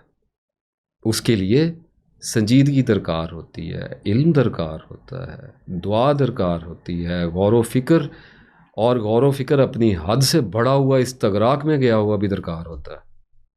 वो करना पड़ जाता है कभी कभी। ज़िंदगी में 2 बार वक्त आया मुझ पे। एक बार 45 डेज़ तक मैं एक कमरे में रहा, और फिर अभी कुछ ज़्यादा मुद्दत नहीं हुई कि 30 दिन भी एक कमरे में गुजरे मेरे। इसका मतलब ये नहीं है कि 24 घंटे ही कमरे में रहा, लेकिन मोस्ट ऑफ द टाइम तन्हा रहा मैं। रहो अपने साथ, रह के देखो कि कैसे रहा जाता है। और फिर जैसे होते हैं एथियस्ट होते हैं, मुल्हिद जो होते हैं, लोग कहते हैं इनके आप इतनी सख्त बात कर जाते हैं। वो बात कर दी है ना एक बड़े आलम है उन्होंने कि वो उनके वापस आ जाएंगे, उनसे नरमी से बात की। अगर मैं कहता हूँ ठीक है, अपना अपना पर्सपेक्टिव है, मेरा तो अपना मिजाज है, मैं कहता हूँ आ जाएं वापस, और क्या है। जो लोग उनके साथ अच्छी बात कर रहे हैं वो करते रहे, मेरी कौन सा लड़ाई है किसी के साथ। जो अल्लाह को नहीं मानता मैं उसको नहीं मानता, बात सीधी सी खत्म। आई एम बाइस्ड यार, मुझे नहीं समझ आती ना एक चीज़ की, तो मैं अपने आप को कंट्रोल नहीं करना चाहता, एक्टिंग नहीं करना चाहता। बात ये है कि बैठते हैं, मेरे अपने शहर में इतने एथियस्ट हैं, बैठ जाते हैं, बात होती है तो बोलते हैं। ये तो नहीं है कि कोई शाउट करते हैं, कौन करने देता है शाउट, बात होती है। लेकिन फ्रैंकली स्पीकिंग जब अल्लाह के बारे में नाजेबा बात होती है तो नहीं नहीं सही जाती। कोई गैरत का मामला भी होता है, कोई कैसे बर्दाश्त करते हैं मुझे तो समझ नहीं आती है। तो बहरहाल लोग कहते हैं वापस, अब मैं कहता हूँ अल्लाह बादशाह है। अल्लाह अल्लाह अल्लाह है जी। अल्लाह सब माफ़ कर सकता है। अल्लाह बादशाहों का बादशाह, अल्लाह बुला ले तो मुझे क्या तकलीफ़ है।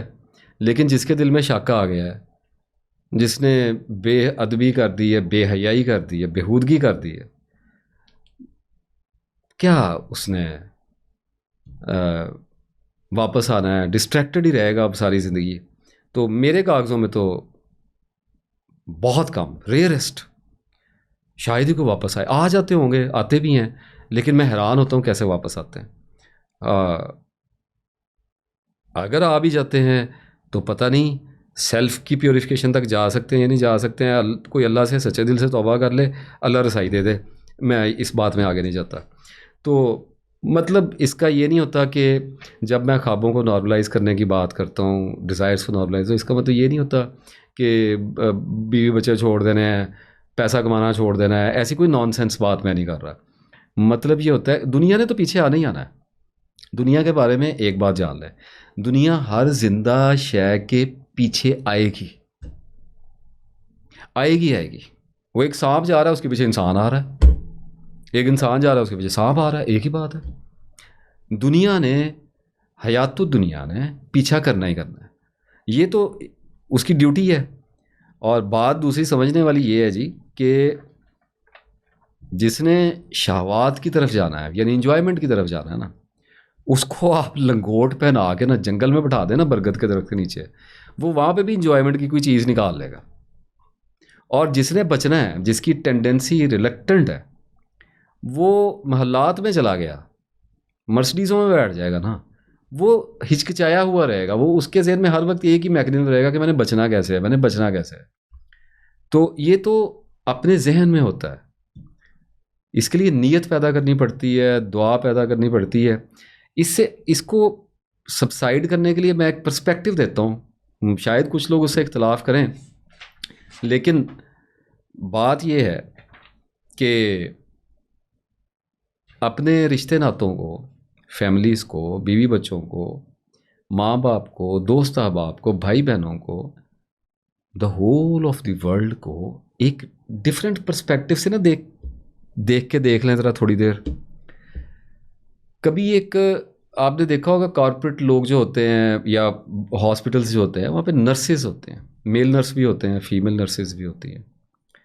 तो आपने कभी देखा है वो मरीज़ की देखभाल कैसे करते हैं? जितना आप हाई पे करते चले जाते हैं, कॉर्पोरेट आप सर्विसेज लेते चले जाते हैं, उतना ज़्यादा आपको केयर, हेल्थ केयर ज़्यादा मिलनी शुरू हो जाती है। फॉर एग्ज़ाम्पल, अगर किसी के वालिदैन में से कोई बीमार है और वो घर पे नर्स हायर कर लेते हैं जो सुबह से लेकर शाम तक वहीं पे रहे, तो वो उनकी ऐसी केयर करती है जैसे सकी औलाद करती है, बल्कि उससे कुछ ज़्यादा पैम्पर चेंज करना है। ये जिन लोगों को फालिज वगैरह हुआ है, कुछ लोगों को एक्सपीरियंस हुआ होगा, जिनके घरों में ये आजमाइशें हैं, अल्लाह उनकी मदद फरमाए, उनके मामलात को हल करे। लेकिन वो सारा दिन सर्विस देती है, जो नर्स या देता है, जो भी होता है। तो वो खाना भी खिलाएगा, दवाई भी देगा, बातें भी करेगा, ख्याल भी रखेगा, पंखा वगैरह, टोटल वो एक माँ की तरह केयर करता है। और फिर इस तरह आप देख लो कि जो फॉरेन कंट्रीज़ हैं या यहाँ भी कुछ हॉस्पिटल्स में होता है कि अगर बच्चा पैदा हुआ बीमार है तो नर्सिंग केयर में उसको अगर ले जाते हैं तो नर्सिस जो होती हैं वो माँ की तरह ही उसका ध्यान करती हैं, उसके दूध का फीड का ख्याल, उसका कपड़े, उसकी गर्मी, सब कुछ चेंज करना, उसके हेल्थ को मॉनिटर करना। तो more than a mother take care होती है। लेकिन जब उनकी ड्यूटी ख़त्म होती है, ड्यूटी ख़त्म होने से मुराद है कि आपने फ़र्ज़ करें किसी आदमी ने साल एक नर्स रखी है अपने घर में अपने किसी रिश्ते नाते के लिए, और पूरी उसने केयर की, बहुत ज़्यादा पैसे दिए और उसने पूरी दिलो जान से केयर की। तो जिस वक्त वो ड्यूटी ख़त्म होगी ना, जॉब एंड होगी, और वो उसको कहेगा कि जी अब आज के बाद से आपकी ज़िम्मेदारियों की ज़रूरत नहीं, आपका बहुत शुक्रिया, ये अपने पैसे रख लीजिए और अल्लाह हाफिज़। तो वो जब नर्स अपना बैग पैक करके वहाँ से हमेशा के लिए निकले ना, तो उसके दिल में कोई दबाव नहीं आएगा, because he is always ready. उसे पता है ये टेम्पररी है, ये एक अमानत की तरह मुझे एक जॉब दी है, मुझे इसके पैसे मिलते हैं, मैंने इसको टेक केयर करना है। और अगर ऑनेस्ट हो तो ज़्यादा लगन से और ज़्यादा जज्बे से और पूरी पॉसिबिलिटी के साथ, मैक्सिमम कैपेसिटी के साथ वो सर्व करता है। लेकिन आप उसे जब भी छोड़ जाने का कहें, या पेशेंट अल्लाह को प्यारा हो जाए या ठीक हो जाए और उसकी खिदमात की ज़रूरत ना हो और उसे जाने को कह दिया जाए, तो वो अपना बैग उठाएगा और वो हंसी खुशी वहाँ से चला जाएगा। इसके साथ साथ उसके दिल में एक और भी फीलिंग होगी कि I have done a good job. Depression नहीं होगा, स्ट्रेस नहीं होगा, किसी के बिछड़ जाने का उसको दबाव नहीं होगा। हाँ, एक दो दिन इंसान होने के नाते 2-4 दिन थोड़ी बहुत कैफियत, नई एडजस्टमेंट्स, वो थोड़ा सा उसको आ सकता है। ये भी हो सकता है कि कुछ अटैचमेंट ज़्यादा हो गई हो तो थोड़ा याद आए, लेकिन ओवरऑल उसको पता है कि ये मेरा कुछ लगता नहीं है, तो यानी वो एनलाइटेंड है। तो अगर ये पर्सपेक्टिव अपनी ज़िंदगी में लाया जाए, मैं जब भी बात करता हूँ ना, मेरे पास लोग कोई आ जाएं या मैं वीडियो में बात करूँ, तो मुझे एक लैशबैक ज़रूर आया कि जी आप अब बच्चों को भी ना देखें, अब थोड़ा बहुत पैसा भी ना कमाएं, तुसी तो बिल्कुल ही गाली मुका देंदे हो। मैं कहता हूँ भाई नॉर्मलाइजेशन में बात करो। तो अगर हम ये परसेप्शन ले आए और हम ये समझ लें कि we are acting like a nurse, like caregiver, हम एक केयर टेकर के तौर पे हैं, और हमें ये लोग जो हैं, जो हमारे रिश्ते नाते हैं, ये हमें मिले हैं अमानत के तौर पे, हमारी ड्यूटीज़ हैं, और इन ड्यूटीज़ को हम अगर अच्छे तरीके से अदा करते हैं तो हमें इसके इवज़ रिस्क दिया जाता है और हमें पैसे भी दिए जाते हैं। रिस्क में सारा कुछ डाल रहा हूँ, इज़्ज़त भी दी जाती है और हमें एक शनाख्त बख्शी जाती है, राइट, रिश्ते के नाम दिए जाते हैं। और इसके साथ साथ एक फितरी अटैचमेंट है जो उन रिश्तों की बुनियाद पे अल्लाह ने हमारे दिल में डाली, वरना हम उस तरह सर्व कर नहीं सकते। जैसे अगर माँ को 9 महीने का हमल ना करवाया जाए उस तकलीफ़ से, तो अपने बच्चे को इतना ज़्यादा डीपली उसके साथ अटैच नहीं हो सकती। जितनी ज़्यादा तकलीफ़ के बाद कोई चीज़ मिलती है उतनी ज़्यादा उसके साथ आपकी बॉन्डिंग, अटैचमेंट होती है। अटैचमेंट्स पे अगर मुझे याद रहा तो मैं बात करूँगा, क्योंकि मैं बहुत डेप्थ में गया हूँ इस वक्त। I will try my best कि मैं कर लूँ। तो हम उन अटैचमेंट्स को मिसयूज़ करने लग जाते हैं, हम उन अमानतों को उनके मालिक बन जाते हैं, हालांकि वो हमें सपोर्टिंग टूल्स के तौर पे दिए गए हैं, कुछ आजमाइशों के लिए दिए गए हैं और कुछ उनमें सपोर्टिंग एलिमेंट्स हैं। बीवी खाना देगी, कपड़े देगी और राहत देगी और एक घर चलाएगी, राइट, और उसके साथ साथ कुछ उसके टेंट्रम्स, कुछ साइकोलॉजिकल इफ़ेक्ट्स, कुछ इमोशनल दबाव और आजमाइश के तौर पे कुछ चीज़ें हमारे तक आएंगी जिनसे हमें निपटना है। लेकिन ओवरऑल हम एक दूसरे को फैसिलिटेट करने के लिए एक दूसरे की ज़िंदगी में आए हुए हैं और हमने मर जाना है।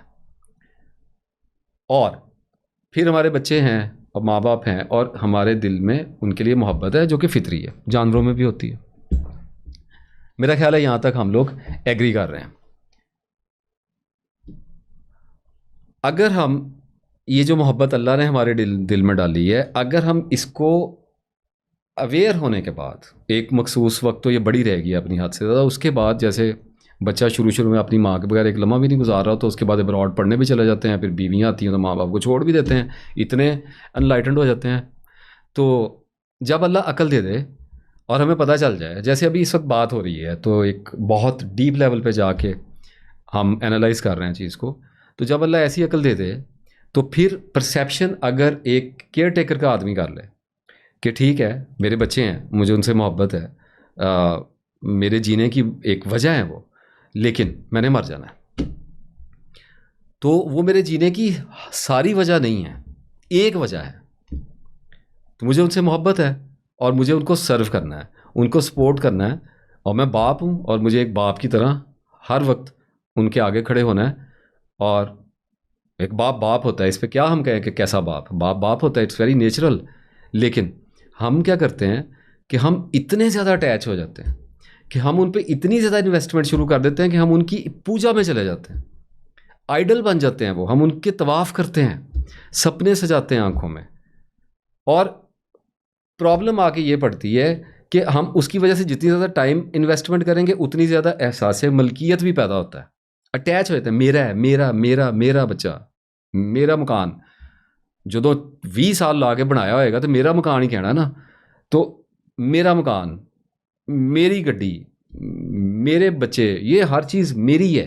तो ये एक सेंस ऑफ ऑक्यूपेशन है, एक ओनरशिप की मलकियत है जो सेल्फ के अंदर एक अवेयरनेस के तौर पे इंस्टॉल होती है, और ये अटैचमेंट से बात बढ़ के मलकियत में चली जाती है, पोजेस कर लेते हैं हम, ऑब्सेशन का शिकार हो जाते हैं। और जिस आदमी को जिस भी कोई चीज़ होगी, याद रखना, कोई भी ऑब्जेक्ट होगा या कोई ह्यूमन बीइंग होगा, एक ही बात है, दुनिया में 3 चीज़ें देखोगे, ऑब्जेक्ट, फॉर्म एंड शेप, चौथी कोई चीज़ नहीं है। तो कुछ भी अगर है तो आप अगर उससे अटैच हो रहे हो, अगर उसके साथ उम्मीदें बांध रहे हो, थोड़ी बहुत होंगी। मैंने कहा नॉर्मलाइजेशन, अगर किसी बात को एक्सट्रीम में या परफेक्शन में ले गई बात, तो कुछ उम्मीदें तो रहेंगी, लेकिन उन उम्मीदों के टूटने के लिए भी इंसान अंदर से तैयार होता है। अगर फिर बहुत ज़्यादा उम्मीदें लगाते हो किसी भी चीज़ के साथ, और मैंने देखा है, अभी जो मैंने अभी आपसे बात की, दरख्त हो तो अटैचमेंट है ना, लेकिन अब एक और ही तरह की जगह पे हूँ अल्लाह के फजल से, उस पर बात नहीं करना चाहता। तो लोग अटैच हो जाते हैं चीज़ों के साथ, पत्थरों के साथ अटैच हो जाते हैं, दीवारों के साथ, कमरों के साथ, पुराने मकानों में जा के देखते हैं, होता नहीं है, नॉस्टैल्जिया हो जाता है लोगों को, इतनी अटैचमेंट है, रोते हैं जाके, पुराने गाने सुन के रोते हैं, पुराने लोगों से मिलना चाहते हैं। तो हम अटैच जिस भी चीज़ से होंगे, वो कोई शय या कोई इंसान है, तो वो याद रखो वो कॉन्स्टेंटली एनाइलेशन के प्रोसेस में से गुजर रहा है।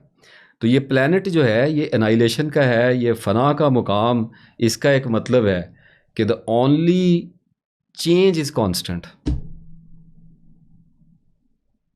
सबात एक तो गई और को है ज़माने में, तो चेंज आ रहा है। अब बंदा भी बदल रहा है और शय भी बदल रही है, पुरानी हो रही है, बोसीदा हो रही, मेंटेनेंस में लगे रहोगे, बंदे की तरफ ध्यान किया, कोई भी रिश्ता रहता है वो कॉन्स्टेंटली अपनी ज़हनी हालत को चेंज कर रहा है, इवॉल्व कर रहा है, तो आपकी ग्रिप लूज़ हो रही है, और ग्रिप लूज़ होने के चक्कर में फिसल रही है, तो उसको पकड़ने के लिए और ज़ोर लग रहा है, गेटिंग इट। तो इन्वेस्टमेंट बढ़ रही है, इन्वेस्टमेंट बढ़ रही है तो दबाव लग रहा है, रिसोर्सेज यूज़ होते हैं, mind is a resource, money is resource, time is resource, लगा रहे हैं, फूंक रहे हैं, और उसके नतीजे में डिप्रेस हो रहे हैं। औलाद, ज़िंदगी दे दी औलाद को, औलाद ने घर से निकाल दिया, मारे गए, पता नहीं, मैं कहता हूँ गम तो है, दुख की बात तो है, किस कमबख्त ने कहा है कि कोई परवाह नहीं, आती है, हिट आएगा, मरने वाली क्या बात है इसमें, रोग बनाने वाली इसमें क्या, दुनिया में वाक़या होता है, हो गया। अगर उम्मीद ना पाली होगी तो हिला नहीं सकेगा कोई। एक तो वो नॉर्मलाइज कर जाएगा रिलेशनशिप के स्ट्रेस को, डिप्रेशन को, और डिज़ायर्स की हैबत को नॉर्मलाइज कर जाएगा, सबसाइड कर जाएगा।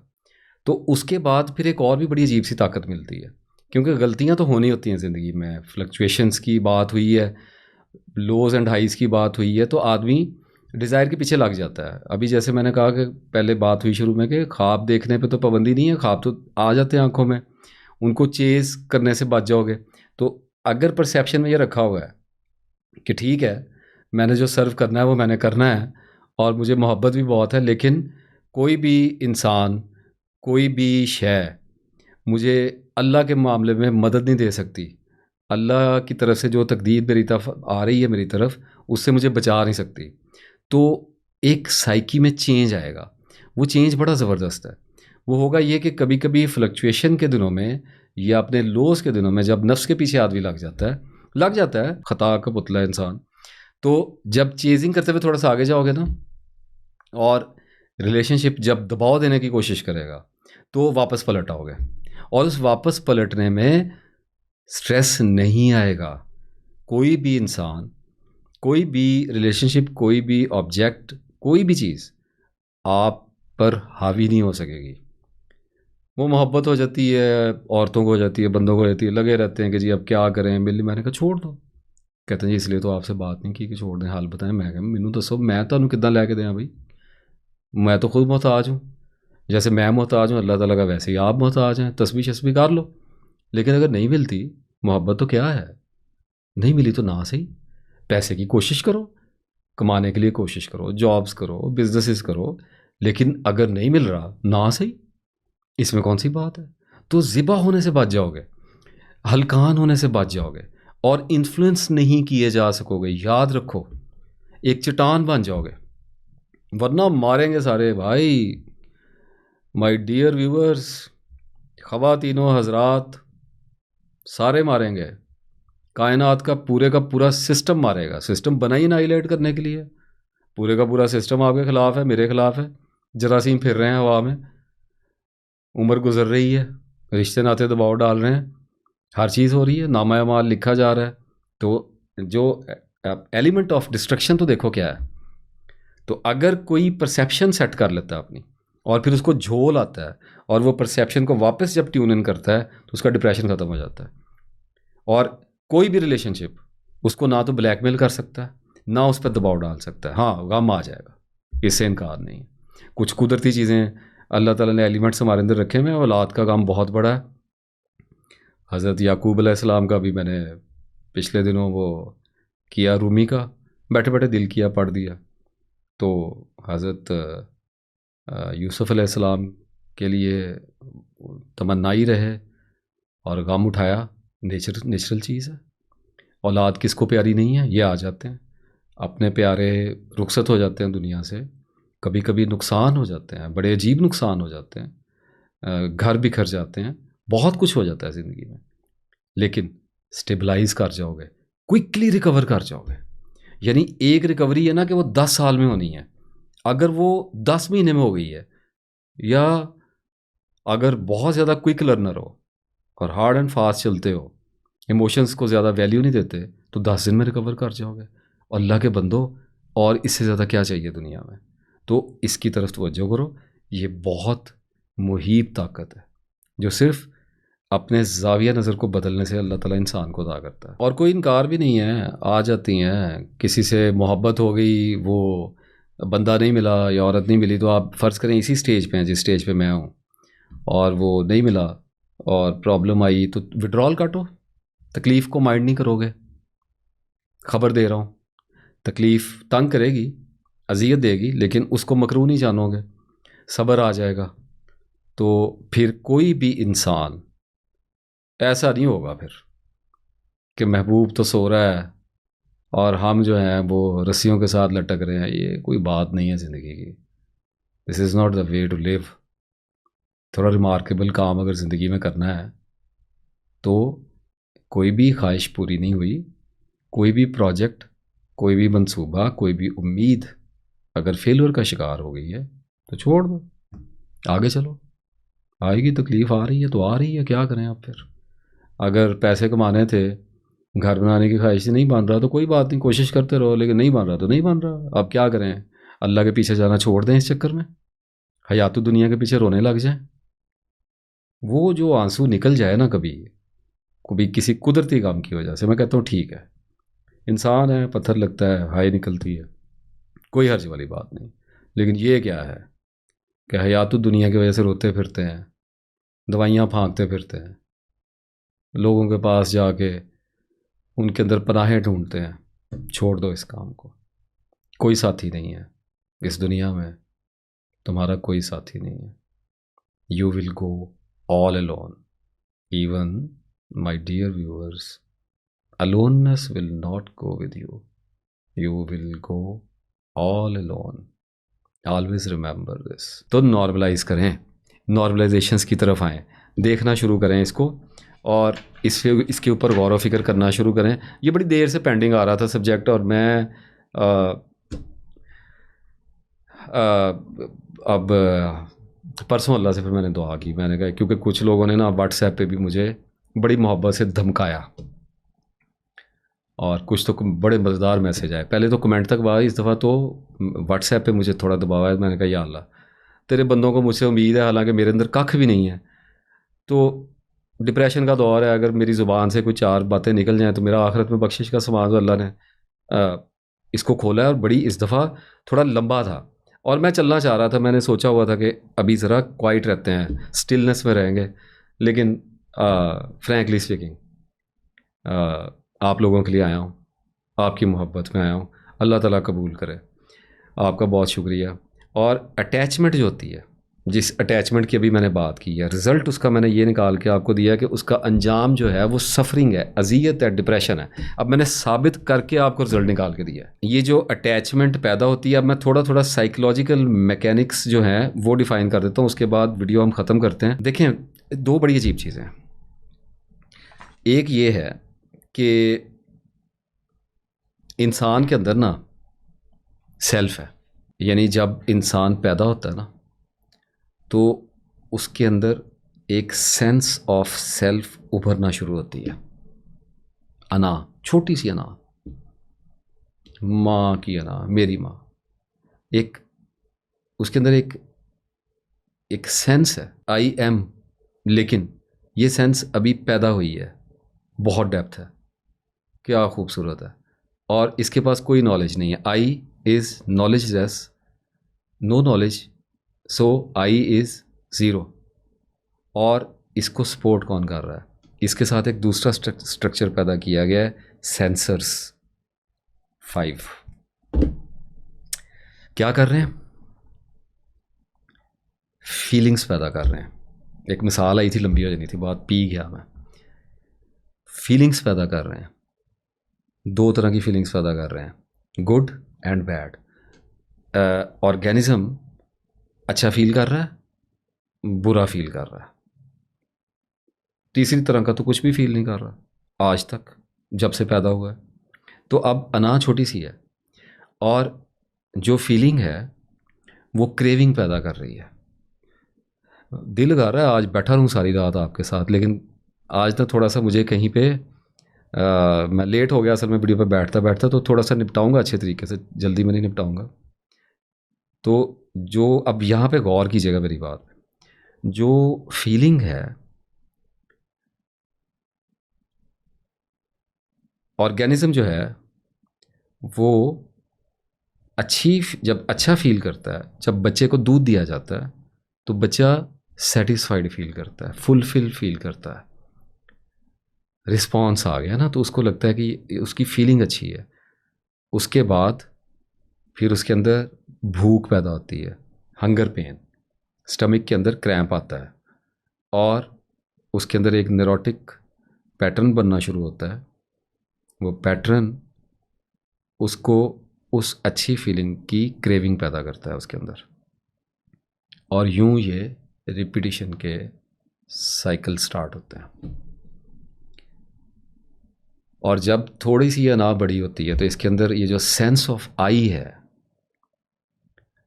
ये उभरती है, उसे तुम कहा जाता है, और उसे बताया जाता है कि मैं कोई चीज़ है। तो ये एक इंडिपेंडेंट सेल्फ का स्ट्रक्चर है जो नेचुरल है, इसके बगैर कोई पैदा नहीं हो सकता इंसान। मैं इसको असल में आसान कर रहा हूँ, ये बहुत डेप्थ वाली चीज़ है।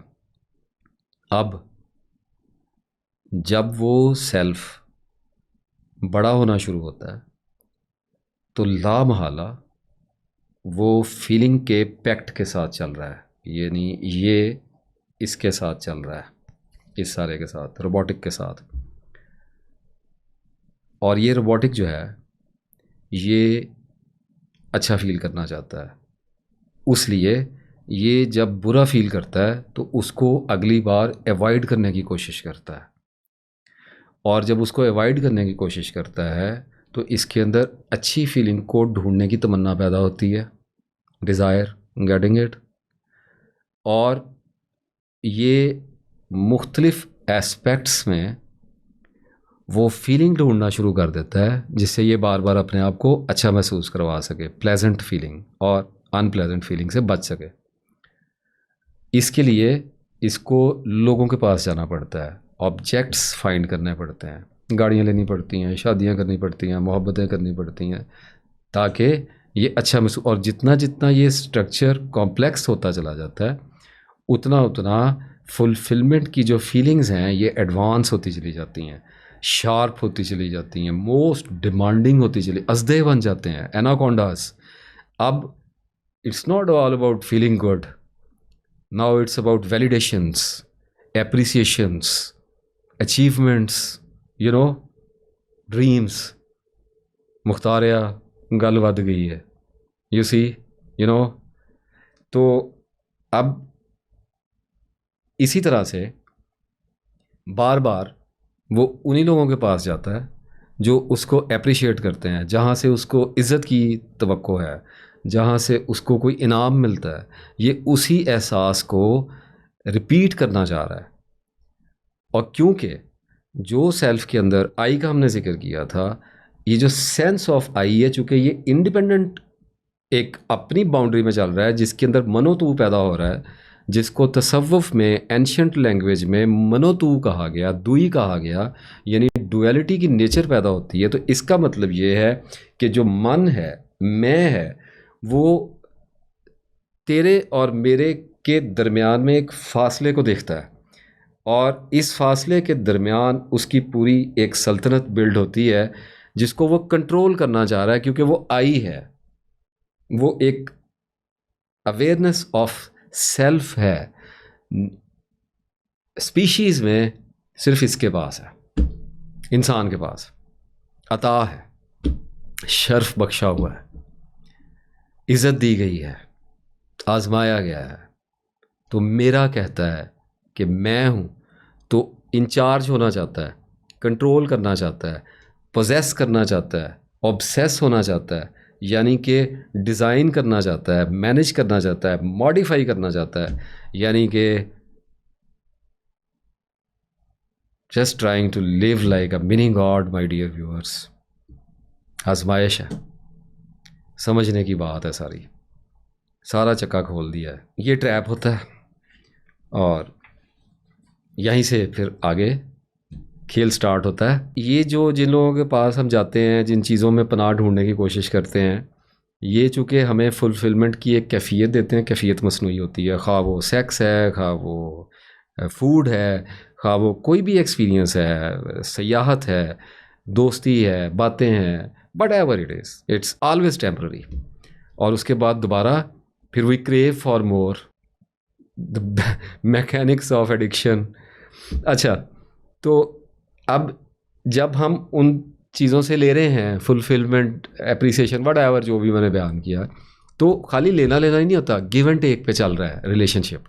किसी भी चीज़ के साथ आपका एक रिलेशनशिप है, ये पढ़िए, खुद से खुदा तक, ये इसका मेरे साथ एक रिलेशनशिप है, क्या कहा, ये पढ़ी, क्यों दिखाया, रिलेट कर रही है, बाइंडिंग है, राइट, अटैच्ड है।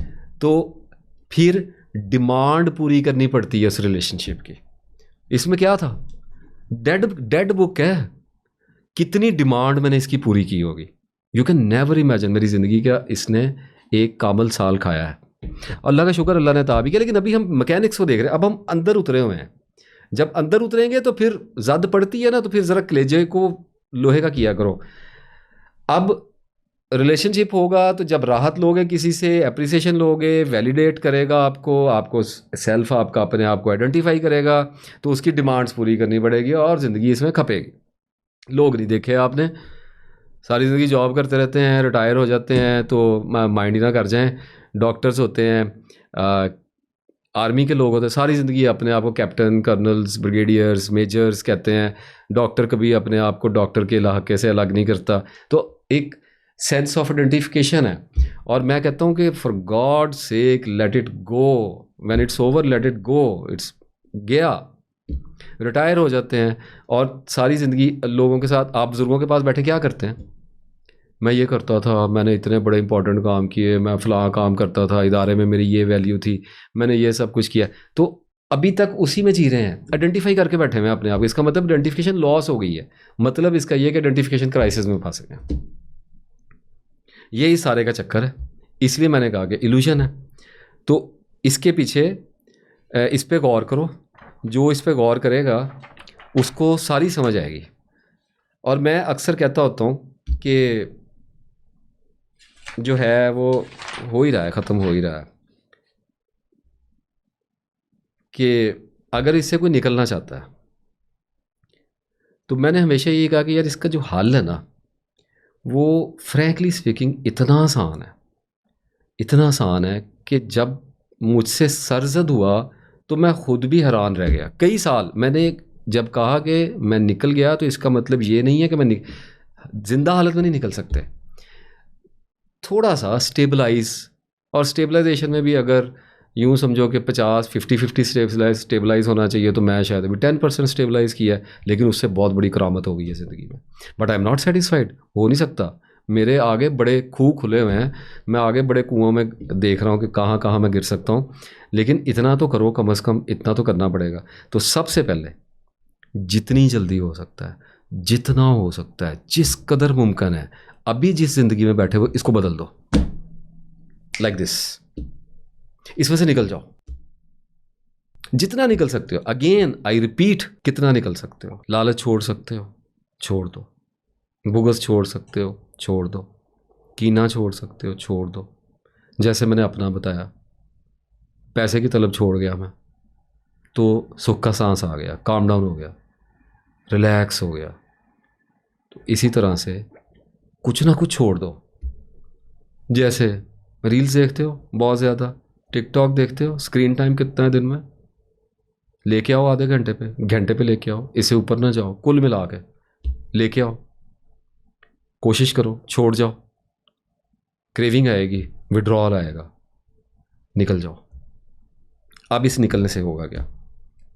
क्यों कहता हूँ मैं निकल जाओ? मेडिटेशन है ये। तो इसलिए मैं कहता हूँ कि हाय हाय क्या शेर लिखा हुआ है। अच्छा, इसलिए कहता हूँ कि जब निकलोगे ना, जिस भी शय में से निकलोगे, तो उस शय में जो वक्त खप रहा है ना, वो बच जाएगा। अब जब बचेगा तो सेल्फ को पता ही नहीं है कि इस बचे हुए टाइम का करना क्या है। Getting it? मतलब रील्स, सोशल मीडिया पे वीडियोस देखना छोड़ दो। अच्छी वीडियोस की बात नहीं कर रहा, यूट्यूब पे चले जाओ, डॉक्यूमेंट्रीज देखो, जैसे मेरी वीडियो देख रहे हो। आई अपोलोजाइज। जो रिसर्च बेस्ड हैं, ईमान को बढ़ाने वाली कोई भी चीज़, जो सीरियस चीज़ देख रहे हो देखो। लेकिन अगर लगवियात में, फजूलियात में वक्त ज़ाया करते हो, जो कि हम सब ला महला करते हैं, अगर कर रहे हो तो छोड़ दो। अब जब छोड़ोगे तो चूँकि सेल्फ उसमें पड़ा हुआ खेल रहा था मकरू हाथ में, उसे क्या पता है इस टाइम का क्या करना है। अब उस टाइम में वो बोंगा हो जाएगा। अब जब मैं कहता हूँ ना बोंगा हो जाएगा, एक टेक्निकल टर्म है, इसका मतलब ये है कि बोर हो जाएगा, हवन्नक हो जाएगा। होड़ की करना है कुछ भी नहीं। तो दर्दें आएंगी इसको, मेंटली भी और फिज़िकली भी। पैंग्स आएंगे, बोर्डम में चला जाएगा। और बोरियत जो है, ये अगर हम लें कि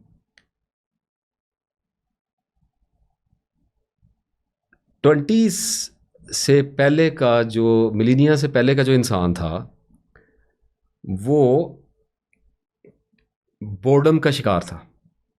देखो ना पुरानी लाइफ को जाके देखो, जो लोग जेन जी के हैं, उससे पहले के हैं, तो कभी कभी डिस्कस करते होगे ना लोगों से कि पहले काम ही कोई नहीं होता था। वो नॉस्टैल्जिक सी बातें होती है ना कि टीवी एक होता था, 4 बजे शुरू होता था, 12 बजे ख़त्म हो जाता था, साइकिलें चलाते थे, गप्पे लगाते थे, गलियों में खेलते। क्यों खेलते थे? क्योंकि टाइम बहुत ज़्यादा था। उसके बावजूद भी गर्मियों के दोपहरों में लूर लूर फिरते रहते, ख़त्म ही नहीं होता था टाइम। लोग सोए रहते थे दोपहरों को, सारा दिन कोई काम ही नहीं होता था लोगों के पास। कंपटीशन नहीं था, कंपैरिजन कम था, डाटा कम था। अब इंसान ने बोरियत से बचने का इलाज निकाल लिया है बेसिकली। अब बंदा कोई बोर नहीं हो सकता। अब बोर हो रहे हैं, मोबाइल पकड़ लो। अब बोर होने का टाइम ही नहीं है।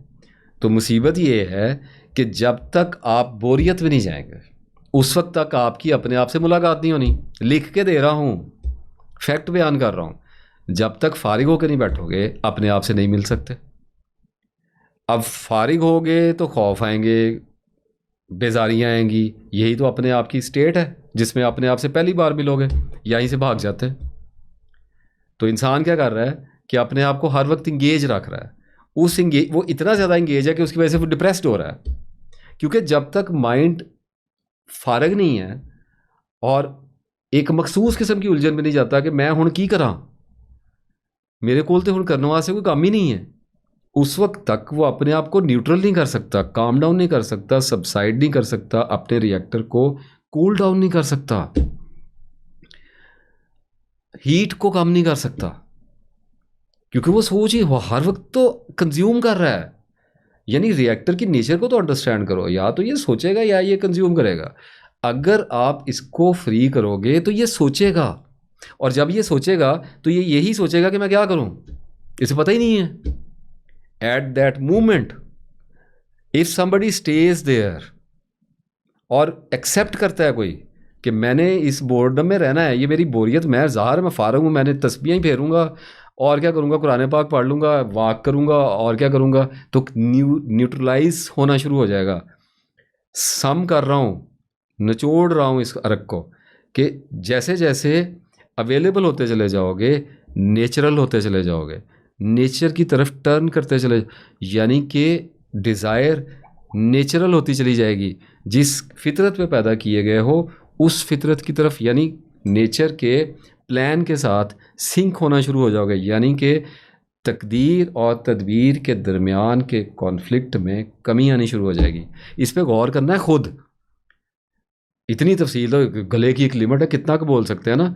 तो बात यह है कि हिंट्स तो दे रहा हूँ, ग्लिम्स तो दे रहा हूँ कि जब अवेलेबल हो रहे हो तो क्या करोगे, बीवी बच्चों में जाके बैठोगे, दोस्तों में जाके बैठोगे, बैठता हो गए ना ख़त्म, खाना खाते हुए मोबाइल रख के बैठे हुए, तो छोड़ना शुरू करो, अवेलेबल करना शुरू करो अपने आप को। तो जब नेचर की तरफ जाओगे ना, तो दीन की तरफ जाओगे। लिख के दे रहा हूँ क्योंकि दीन फितरत है, क्लियर है, इतना स्पॉन्टेनियस है। और मैं, वो लोग जिक्र लाई की वीडियो बनाई, इतनी मिसअंडरस्टूड हुई वो 10,000 वाली, मैंने जो कहा था पढ़नी, वो तो मैंने एक सिमिली दी थी, वो कि रूल ऑफ थंब नहीं है। जिक्र तो होता ही स्पॉन्टेनियस है, होता ही तब है जब खुद चल पड़ता है, और तब होता है, हो नहीं सकता कि कोई बंदा अवेलेबल होकर बैठा हुआ है उसे अल्लाह ना याद है, हो नहीं सकता। माइंड को सारा पता है, सेल्फ को सारा पता है कि किधर जाना है, क्या करना है। Giving you my words, the whole of the map, सारे का सारा यहाँ पे रखा हुआ है। पूरा रास्ता डिफाइंड है, कुछ करने वाला नहीं है। अल्लाह के बंदों और बंदियों, अवेलेबल होना है, फ्री होना है, रिलैक्स होना है, और जो ये करता है इसको करते रहना देना है। यानी कि कोई अगर 70,000 न्यूरोटिक मैसेजेस या 80,000 या लाख कह लो, अब आई डोंट नो एक्चुअल क्या है, अगर ये मैसेजेस इसको भेजता है ना, तो इससे 2-3x गुना ज़्यादा ये इसको भेज रहा है। तो ये टेक ओवर करेगा। जब ये ज़रा टिक के बैठेगा ना बंदर, तो हिकमत टेक ओवर करेगी, करेगी। You just wait. तस्बीह फेरो, फिरेगी, बेचैन होके फिरो, सड़कों में फिरो, घर के सेनों में फिरो, लेटो, उठो, बैठो, करवटें बदलते अल्लाह को याद करो। करो, चलने दो खलजान, आने दो तकलीफ़, घूमने दो, फिरने दो, ऑब्जर्व करते रहो। लेकिन अगर कोई सच्ची बात मुझसे बंदा पूछता है तो मैं कहता हूँ अवेलेबल हो जाओ, एनलाइटेंड हो जाओगे। करके देख लो। अगर अब इतना इतना आसान है, इतना आसान है, चैलेंजेस ख़त्म नहीं होंगे। एक स्टेट है कि वो जो ख्वाब है ना एक, वो वो ही है बस जिसको चेज़ करना है। उसको तब चेज़ कर सकोगे जब इन चीज़ों से निकलोगे, वरना इन चीज़ों से डराए जा रहे हो, आजमाए जा रहे हो, टेस्ट किए जा रहे हो, तो टेस्ट आराम से दे लो। चीखें मार के क्यों दे रहे हो? इतना डरने वाले टेस्ट क्यों दे रहे हो? जान से, माल से, चीज़ों के नुकसान से, रिश्ते नातों से। तो माइंड में इसको सबसाइड करो तो कम डर लगेगा। जिस स्टूडेंट ने मेहनत की होती है, जो अवेयर होता है, जो पढ़ रहा होता है, वो इनलाइटेंड होता है। उसे टेस्ट का क्या डर है? डर उसको है जिसने पढ़ा नहीं है, जिसको पता ही नहीं है कि मेरी किताब में लिखा क्या हुआ है। जो अपनी किताब पढ़ ली है, गया डर चला गया, नहीं आएगा। थोड़ा थोड़ा आएगा, वो नहीं आएगा। जो अब आ रहा है वो नहीं आएगा। डिप्रेशन नहीं आएगा, पैनिक अटैक नहीं होंगे, नींदें नहीं उड़ेंगी, कुछ भी नहीं होगा। मैसेज आता है आपसे काउंसलिंग का सेशन लिया है जी, वो एंग्जाइटी है। मैं कहता हूँ अच्छा ठीक है, क्या बताऊँ? अब कौन से किधर सिंगी निकाल के बताऊँ? है ही कोई नहीं। ये है बताने वाली बात, या फ़ोन पे कैसे बताऊँ? ऐसे बताते हैं, बता दी है, फिर उसके बाद लोग कहते हैं नहीं जी सेशन लेते हैं, शायद ये कुछ बता देगा। क्या बताएगा? कुछ भी नहीं, मशवरा है बस, और कुछ भी नहीं है। तो मैंने बता दिया, एंड पे रिपीट कर देता हूँ। सेल्फ में एनलाइटनमेंट का, मार्फत का, विलायत का, सारे का सारा नॉलेज यहाँ पे रख छोड़ा है। अनलॉक करना है, और अनलॉक करने की एक चाबी है, वो आज एक बंदे ने आपके हाथ में दे दी है, और वो खुद भी इसी स्ट्रगल में है। एक बार नहीं लगानी होती, ये दिन में 100 बार लगानी होती है, सारी ज़िंदगी लगती रहती है। इस चाबी के रंग बदलते रहते हैं, इसकी जिसामत, इसकी शेप्स चेंज होती रहती हैं, स्टेटिक की नहीं है। लेकिन जब एक बार अनलॉक करना आ जाए ना, तो मोहताजी से जान छूट जाती है। कनेक्ट हो जाता है इंसान अपने सेल्फ के साथ, यानी कि अपने सोर्स के साथ कनेक्ट हो जाता है। और फिर उसको वो भी समझ आता है जो किताबों में नहीं लिखा होता, जो इंसान नहीं बताते, और जो बयान नहीं किया जाता।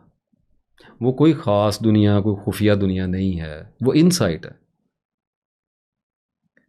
कश्फ का शिकार करना सीखो।